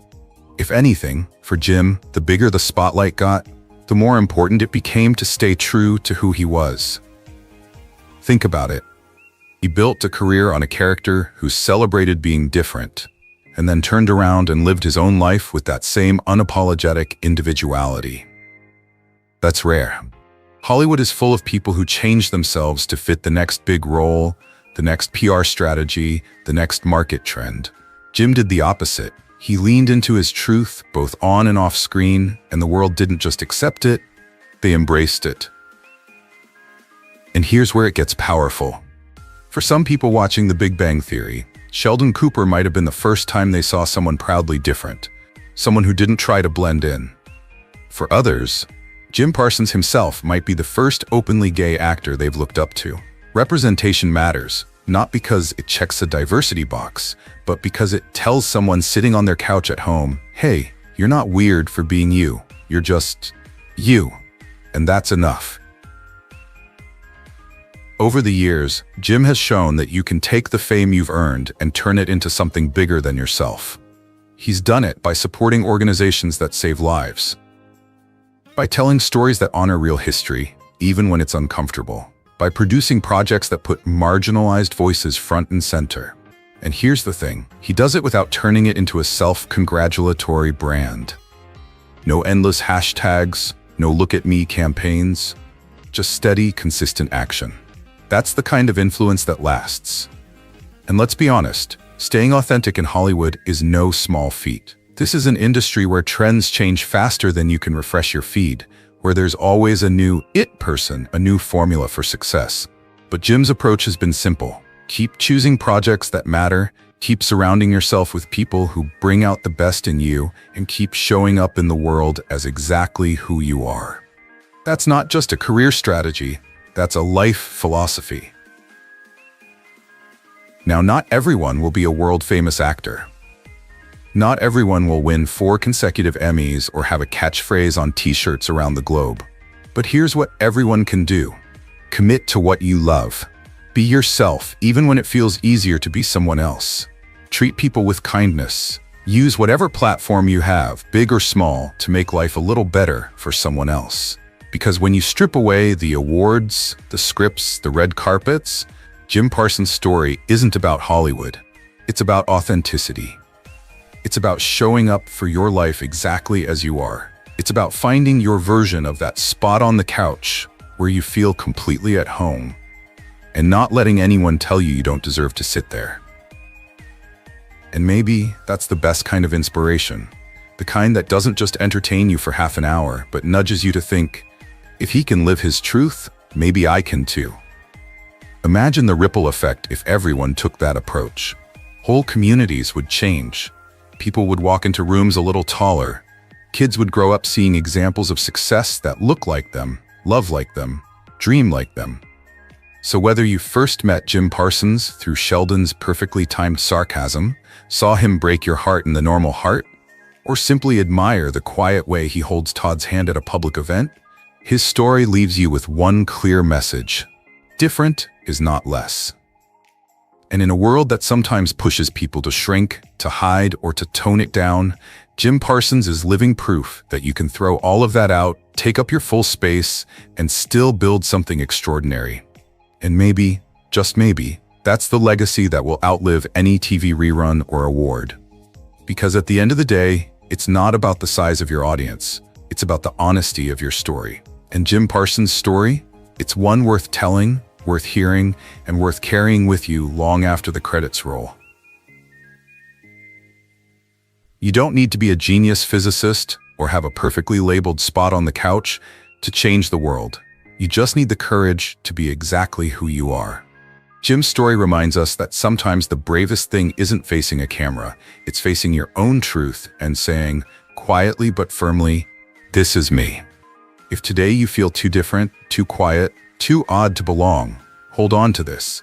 The thing that sets you apart may be the doorway where the light comes in. Jim didn't bend himself to fit a mold. He chose honesty, and the light found him.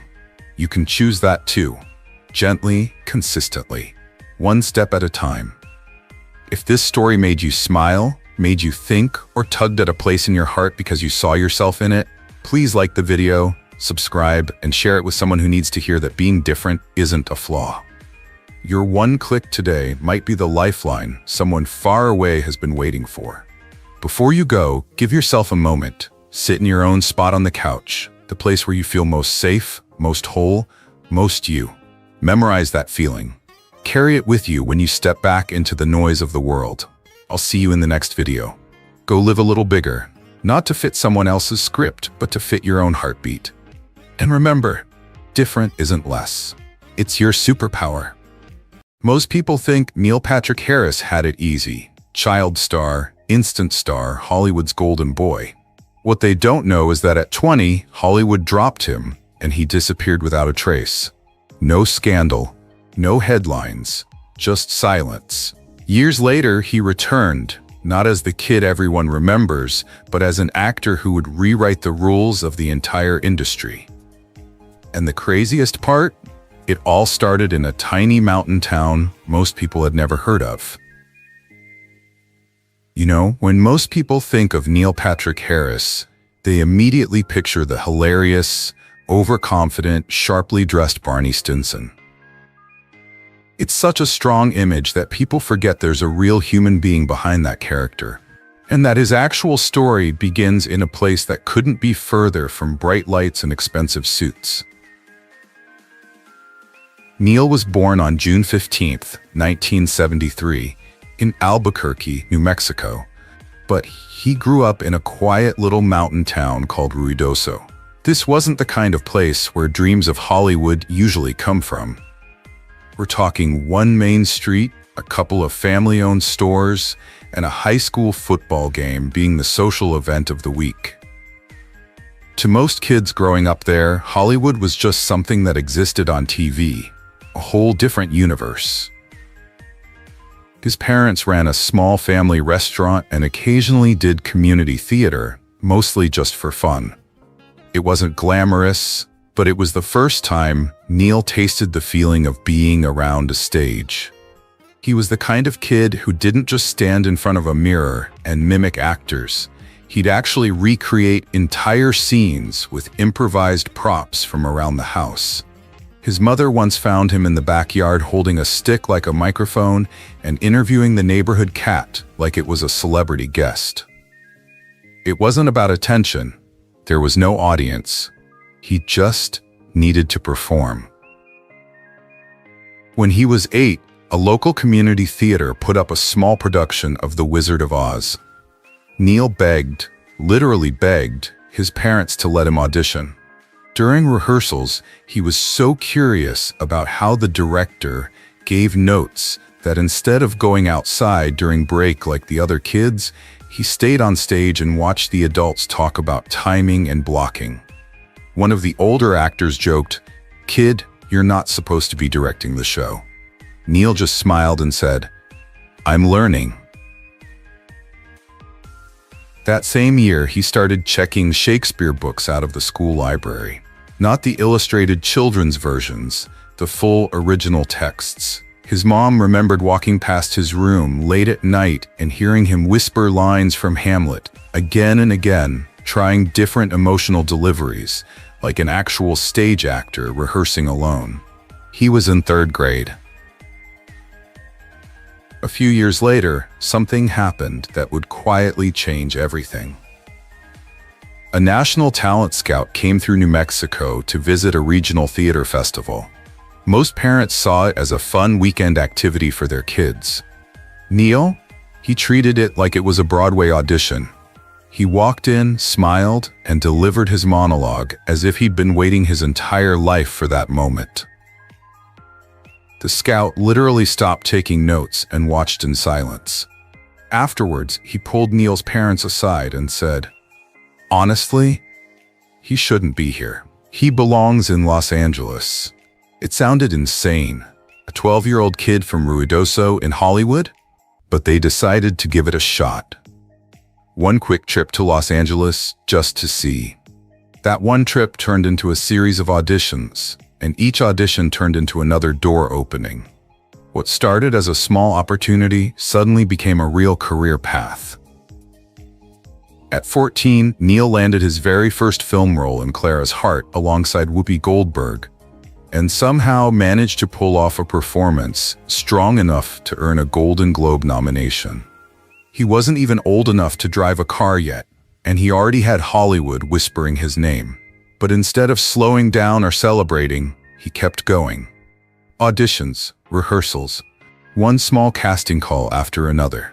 And slowly, something started to shift.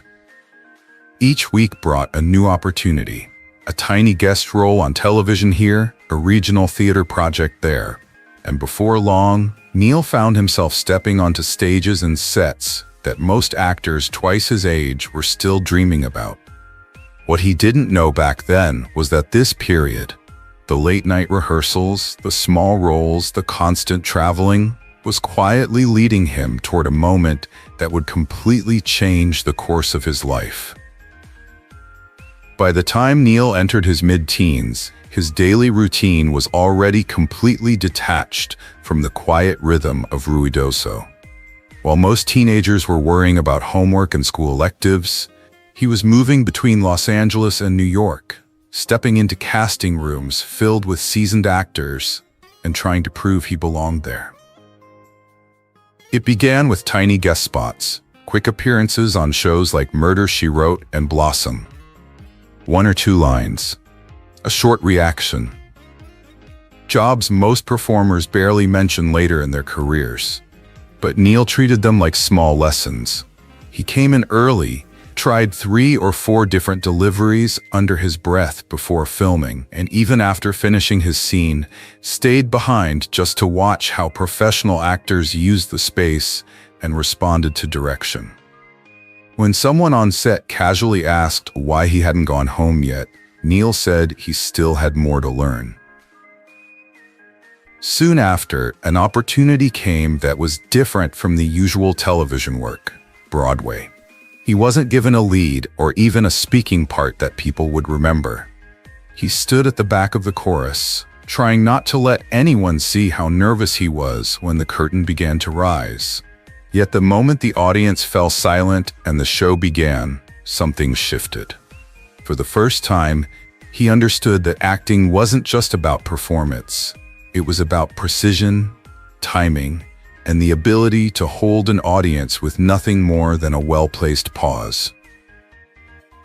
So he paid attention, not to the applause, but to the craft behind it. He studied how the experienced actors adjusted the pacing of a line from one night to the next, how one facial expression could carry more weight than an entire paragraph of dialogue, how a breath held just long enough could draw the entire theater in. During the next year, he said yes to everything that strengthened that skill. Late-night rehearsals, off-Broadway readings, public access performances where there were more empty seats than audience members. It didn't matter. He wasn't chasing attention. He was sharpening tools. In early 1989, his agent handed him a script and simply said, "Read this." It was a pilot about a 14-year-old medical prodigy, and at first it seemed ridiculous. But the more Neil read it, the more it felt like a kid who didn't belong anywhere, trapped between childhood and adulthood. A few days later, he walked into the audition and played it with nothing but honesty. Halfway through, the producers looked at each other. They'd just found their lead. Doogie Howser, MD, premiered later that same year, and his world turned upside down almost immediately. 1 week earlier, he was just the kid from Broadway. The next week, he was on the cover of TV Guide. Talk show hosts introduced him as Hollywood's youngest prodigy. Cars slowed down on the street just so people could yell "Doogie" with a smile as if they were greeting an old friend. At first, it was genuinely exciting, even funny. He joked with his parents that their mailbox had officially transitioned from electric bills to fan letters. And for a moment, it felt like the best version of a dream coming true. But the longer the show went on, something started to shift. Every interview focused on the character, not the actor. Reporters spoke to him as if he were really saving lives. Some fans honestly believed he was studying medicine in real life and were confused when he told them he wasn't. The applause kept getting louder, but somewhere deep inside, something got quieter. Between a late-night shoot and yet another red carpet appearance, one thought crept into his head and never really went away. If everybody already thinks they know who I am, do I still get to decide who I want to become? The show kept growing. So did that question. When Doogie Howser, MD aired its final episode in 1993, Neil walked off the set believing he'd simply move on to the next project. He was 20, nationally recognized, and had just finished 4 seasons of a hit network show. For most people, that's the kind of momentum that easily carries into the next big thing. Except nothing came. In the months that followed, he read scripts, met casting directors, and attended dozens of auditions. But almost every meeting ended the same way. Great read, but audiences still see you as Doogie. He did land a few roles: a troubled teenager in Animal Room, 1995, a cameo on The Outer Limits, a small part in Starship Troopers. But instead of seeing those as progress, the media treated them like trivia. Look, Doogie in a sci-fi movie. After a while, it didn't feel like he was building anything. It felt like he was trying to outrun a character that everyone else wanted him to stay frozen in. So he kept pushing. He took guest roles in sitcoms, hosted award shows, even appeared in small sketch comedy segments. Anything to remind the industry he still existed. But behind the scenes, something started to break. He later admitted he would walk out of casting offices, sit in his car and think, if they only see Doogie, what's the point of me showing up? And then the job stopped completely. Weeks without a phone call became months. Magazines that once featured him on the cover now wrote, "Where is he now?" articles. At a party in Los Angeles, a well-intentioned producer said, "I grew up watching you. It's crazy no one's hired you lately." It was meant as a compliment, but it hit harder than an insult. So he made a decision most actors in his position never take. He left. He left Los Angeles, stepped away from the camera, and went back to theater. Not Broadway. Not even off-Broadway. At least not yet.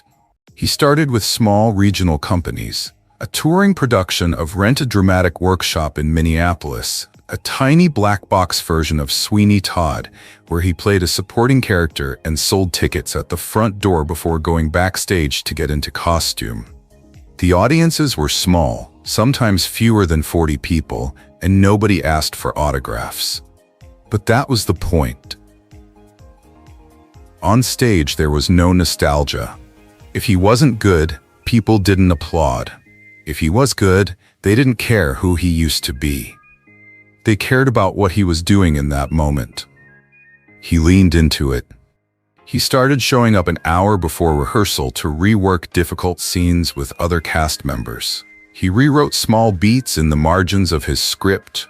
He stopped trying to impress and started trying to understand each character completely, even if the role only had 5 speaking lines. Then everything shifted. A director spotted him in a tiny 60-seat theater and offered him the lead in the Studio 54 revival of Cabaret. The role was intense, 8 shows a week, dark, demanding, and on opening night he walked out terrified and more alive than ever. For the first time, no one saw Doogie. They saw a real actor. That show opened a different door. He went on to perform in Proof at the Ahmanson Theater in Los Angeles, then Assassins in New York. He wasn't chasing a comeback. He was rebuilding his identity one performance at a time. People in the industry began talking about him again, but this time the sentence didn't start with, "Remember when?" It started with, "Have you seen what he's doing lately?" And that made all the difference. By 2004, he was no longer the former child star trying to stay in the game. He was a working actor with momentum, the kind of momentum that doesn't come from TV ratings, but from skill and consistency. He'd rebuilt himself the hard way, role after role, night after night, and for the first time in a very long time, people weren't asking who he used to be. They were paying attention to what he might become next. In 2005, Neil Patrick Harris walked into a casting room with a script titled How I Met Your Mother. At that point, he had already spent nearly a decade reshaping his entire career on stage, doing the kind of work that doesn't make headlines, but makes an actor stronger. The last thing he expected was to be considered for a major comedy role on network television again. But from the very first page, this script felt different. The role he was asked to read for was Barney Stinson, a fast-talking, suit-wearing bachelor who treated life like one long competition. Gruff, arrogant, artificially confident. It didn't sound like the kind of part Hollywood usually offered to a former child prodigy who had spent years trying to redefine himself. In fact, some producers reportedly questioned whether audiences would ever accept this actor in that kind of role. Ironically, that hesitation was the very thing that made Neil want to try. Instead of turning Barney into a loud caricature, he decided to take every line completely seriously. No wink, no irony, just full commitment. The result was unexpected. The more seriously he delivered the jokes, the funnier they became. During the audition, the room reportedly tried not to laugh so they wouldn't ruin the take. 5 minutes after he left, the producers agreed. They had just found their Barney. When the show premiered in September 2005, audiences immediately enjoyed the ensemble dynamic. Ted's awkward optimism, Marshall and Lily's chemistry, Robin's stubborn independence. But it was Barney who pulled focus. He didn't steal scenes by being louder. He stole them by believing completely in every ridiculous thing he said. Viewers began quoting his one-liners, dressing up in suits just because Barney would, and repeating his catchphrases like they were inside jokes shared with close friends. You could feel it in real time. The moment Barney entered a scene, the energy shifted. The reaction wasn't accidental. Behind the scenes, Neil built the character from the inside out. He treated Barney like a man who used humor and bravado to cover deep insecurity. Every gesture, every timed pause, every exaggerated smile was intentional. Sometimes he raced through a line just to stay in control of the conversation. Sometimes he paused and let the comedy land with its full weight. It was the same careful precision he had developed in theater, now delivered at sitcom speed. As the show moved into season 2 and season 3, the writers started recognizing what was happening. Whenever Barney appeared, the audience reaction spiked, so they leaned into it. They opened episodes with his monologues. They let him drive the pacing. They even began exploring deeper layers because Neil had created space for those layers to exist. Slowly, the industry began to reframe its view of him. People stopped referring to him as the former child prodigy and started pointing to his performance as one of the most consistently precise comedic turns on television. It wasn't just that the jokes landed, it was that they felt earned. By the 4th season, Barney had fully crossed into pop culture. Late-night shows began referencing him. Bars hosted suit-up nights in his honor. Strangers shouted Barney across the street instead of Doogie. And the shift wasn't partial, it was complete. What started as a role he almost declined became the second defining moment of his career. What made it even more impressive was that he never softened the character. Even when some questioned whether he could convincingly play a hyper-confident womanizer, he didn't adjust or try to explain. He simply played the truth of the character, and the more honest he kept Barney, the stronger the audience connection became. How I Met Your Mother ultimately ran for 9 seasons and more than 200 episodes. By the time it reached its final year, Neil had earned multiple award nominations, hosted the Emmys and the Tonys, and was considered one of the most respected comedic actors in the industry. Not because of nostalgia, but because of sheer skill. Most importantly, the role of Barney Stinson proved something no interview or headline ever could. Neil Patrick Harris wasn't someone trying to revive a past career. He was an actor who rebuilt himself from the ground up and earned the right to stand in the spotlight on his own terms. At the height of How I Met Your Mother's success, Neil was experiencing something most actors never get to feel twice in their lifetime: the feeling of being rediscovered. This time as an adult, on his own terms, and respected for his craft. But even while everything seemed firmly in place professionally, there was still one part of his life that remained completely outside the public conversation. For years, he danced around personal questions in interviews. When journalists asked about relationships or the idea of family, he would deflect politely, offer a light-hearted joke, and shift the topic back to the work. He wasn't hiding out of embarrassment. He just understood how fragile the moment was. His career had just come back to life, and a very real part of him was afraid that the truth about his personal life could take it all away again. What the public didn't know was that during this same time, he was in a committed relationship with David Burtka, an actor he'd first met back in 2004. What started as a casual connection quickly became a serious partnership. They shared a home, supported each other's careers, and slowly built the kind of daily life the outside world assumed he didn't have. It was stable, private, and real. In 2006, everything shifted. A few tabloids began speculating about Neil's sexuality and started to publish rumors.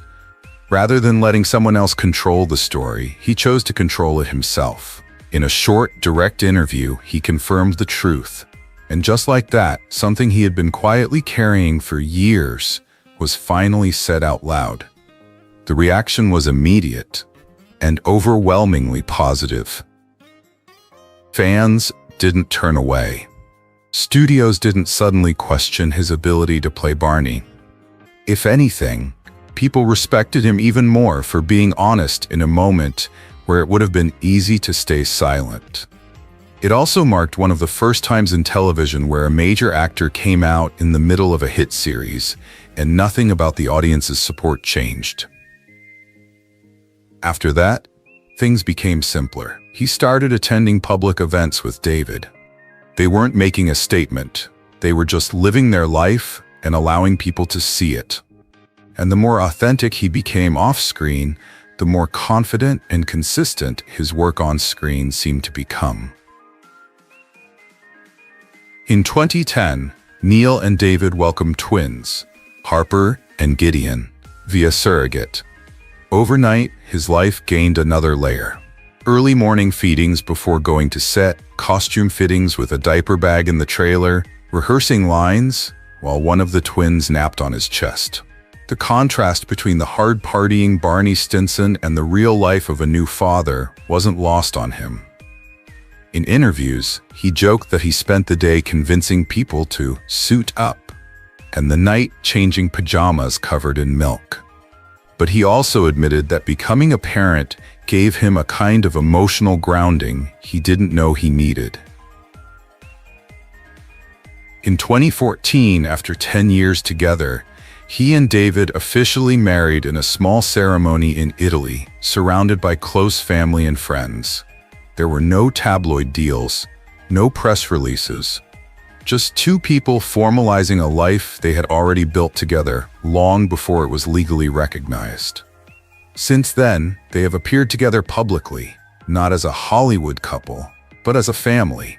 Whether it's walking red carpets, hosting holiday specials, or simply posting silly Halloween photos with their kids, Neil has approached his personal life the same way he approached his career. Carefully, intentionally, and honestly.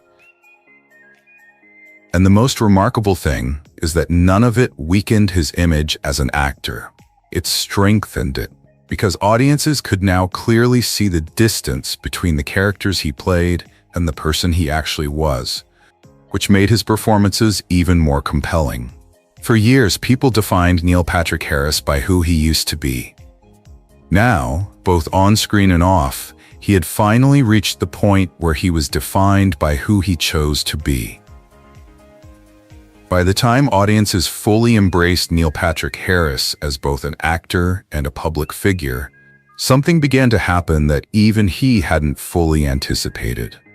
The more comfortable he became in his own life, openly with David, openly as a father, openly as a man who no longer had anything to hide, the more people started looking to him for more than entertainment.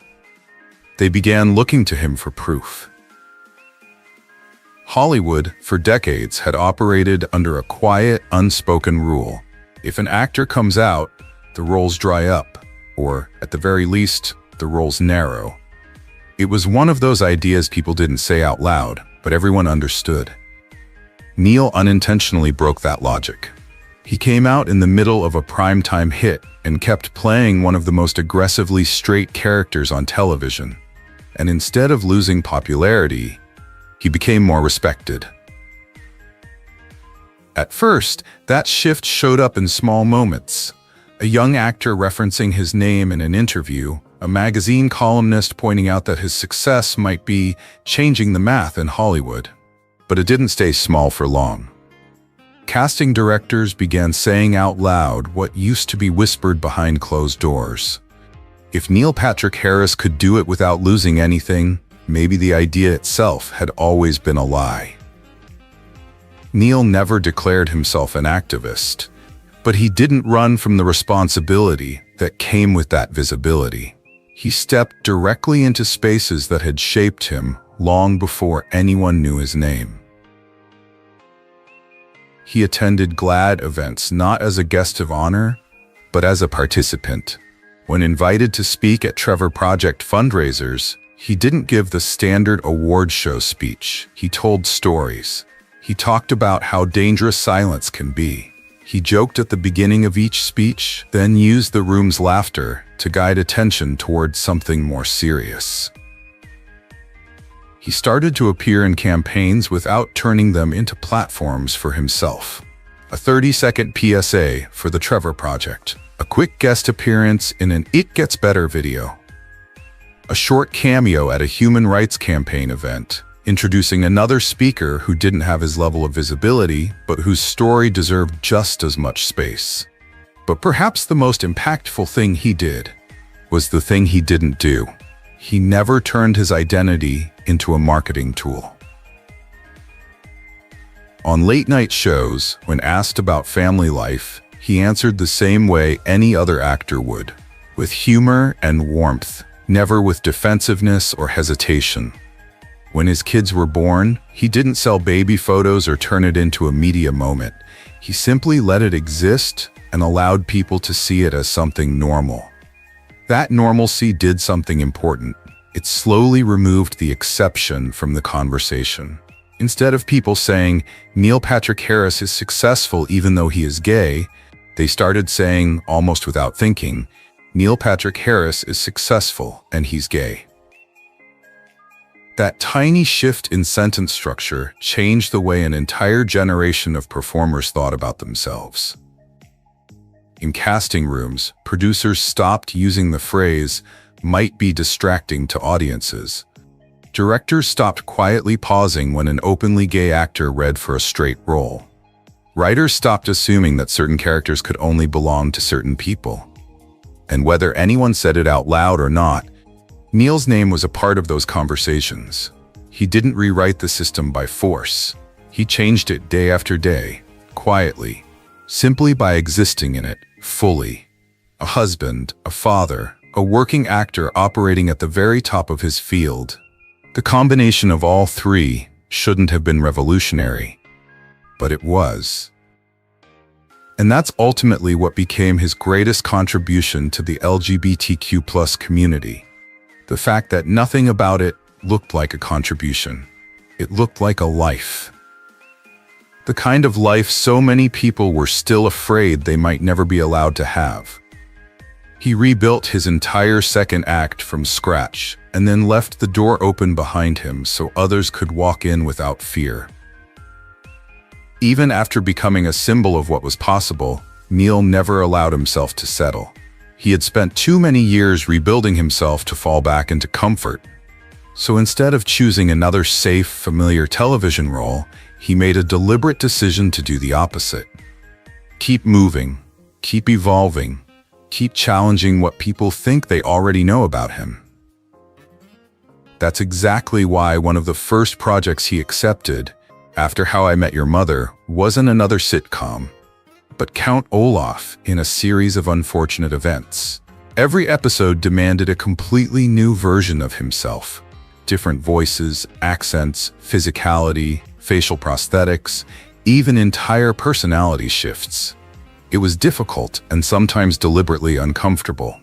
But to Neil, that was important. It reminded him that what matters isn't whether people recognize you. What matters is whether you stretch yourself and stay brave enough to step into the unknown. Once that chapter closed, he pivoted again, this time into film. In Gone Girl, he took on a role that wasn't charming, likable, or even sympathetic. It required stillness, restraint, and a willingness to disappear into something darker. And because he didn't try to make it safe, it landed with even more impact. As one critic wrote, you can't take your eyes off him, even though you genuinely don't trust him. Then he chose to step into The Matrix Resurrections, not as a nostalgic cameo, but as a completely unexpected antagonist, calm and calculating, manipulating reality with quiet confidence. It was unsettling in all the right ways, and once again, the risk paid off.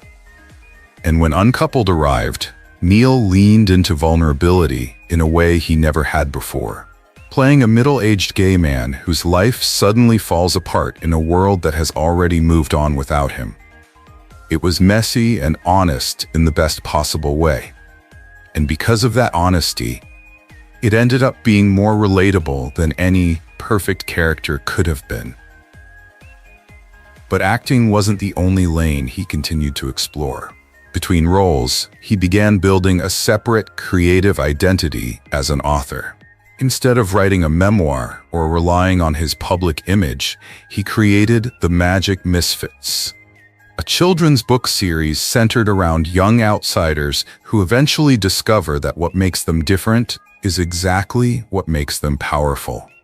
The books found real audiences, not because his name was on the cover, but because the message inside resonated with kids who needed it. For many of them, Neil wasn't the guy from TV. He was the person who wrote the story they needed to hear. At the same time, he grew into one of the most trusted hosts in the industry. Whether it's the Tonys, the Emmys, a holiday special, or a televised magic show, he approaches hosting with the same discipline he brings to acting. He writes his own opening monologues, he rehearses transitions like they're full scenes, and his goal is always the same: not to be the center of attention, but to bring everyone into the moment with him. Across all of it, the pattern stayed constant. Whenever he could have chosen the safe option, he chose the interesting one instead. Whenever he could have repeated something that already worked, he asked himself, what am I still capable of? And that's why people look at Neil Patrick Harris today and see so much more than a former child star or a sitcom actor whose career happened to bounce back. They see an artist, someone who rebuilt his entire life on his own terms, remained honest about who he was, and kept evolving long after most people would have stopped taking risks.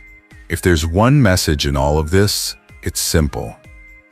Real success doesn't come from finally convincing the world to accept some polished, edited version of you. It comes from letting go of all that and having the courage to become the version of yourself that feels true, even when it doesn't fit what others expect. He didn't succeed despite being himself. He succeeded because he finally stopped asking for permission to do so. And the most inspiring part of his entire journey, sometimes the most powerful thing you can do isn't to step into the spotlight and pretend to be extraordinary, but to stand there exactly as you are. And by doing so, remind everyone watching that they're allowed to do the same. Because real success doesn't just open a door. It holds it open long enough for someone else to step into their own truth and realize their story is still being written. So maybe the most important question isn't how Neil Patrick Harris rebuilt his career. The real question is, what might happen if you stop trying to become the person everyone expects and finally choose to become the one you're truly meant to be? Because once you take that first honest step, everything that follows becomes your story to write. If this inspired you, let me know in the comments, and don't forget to subscribe for more stories like this. Are you ready to start writing your own chapter?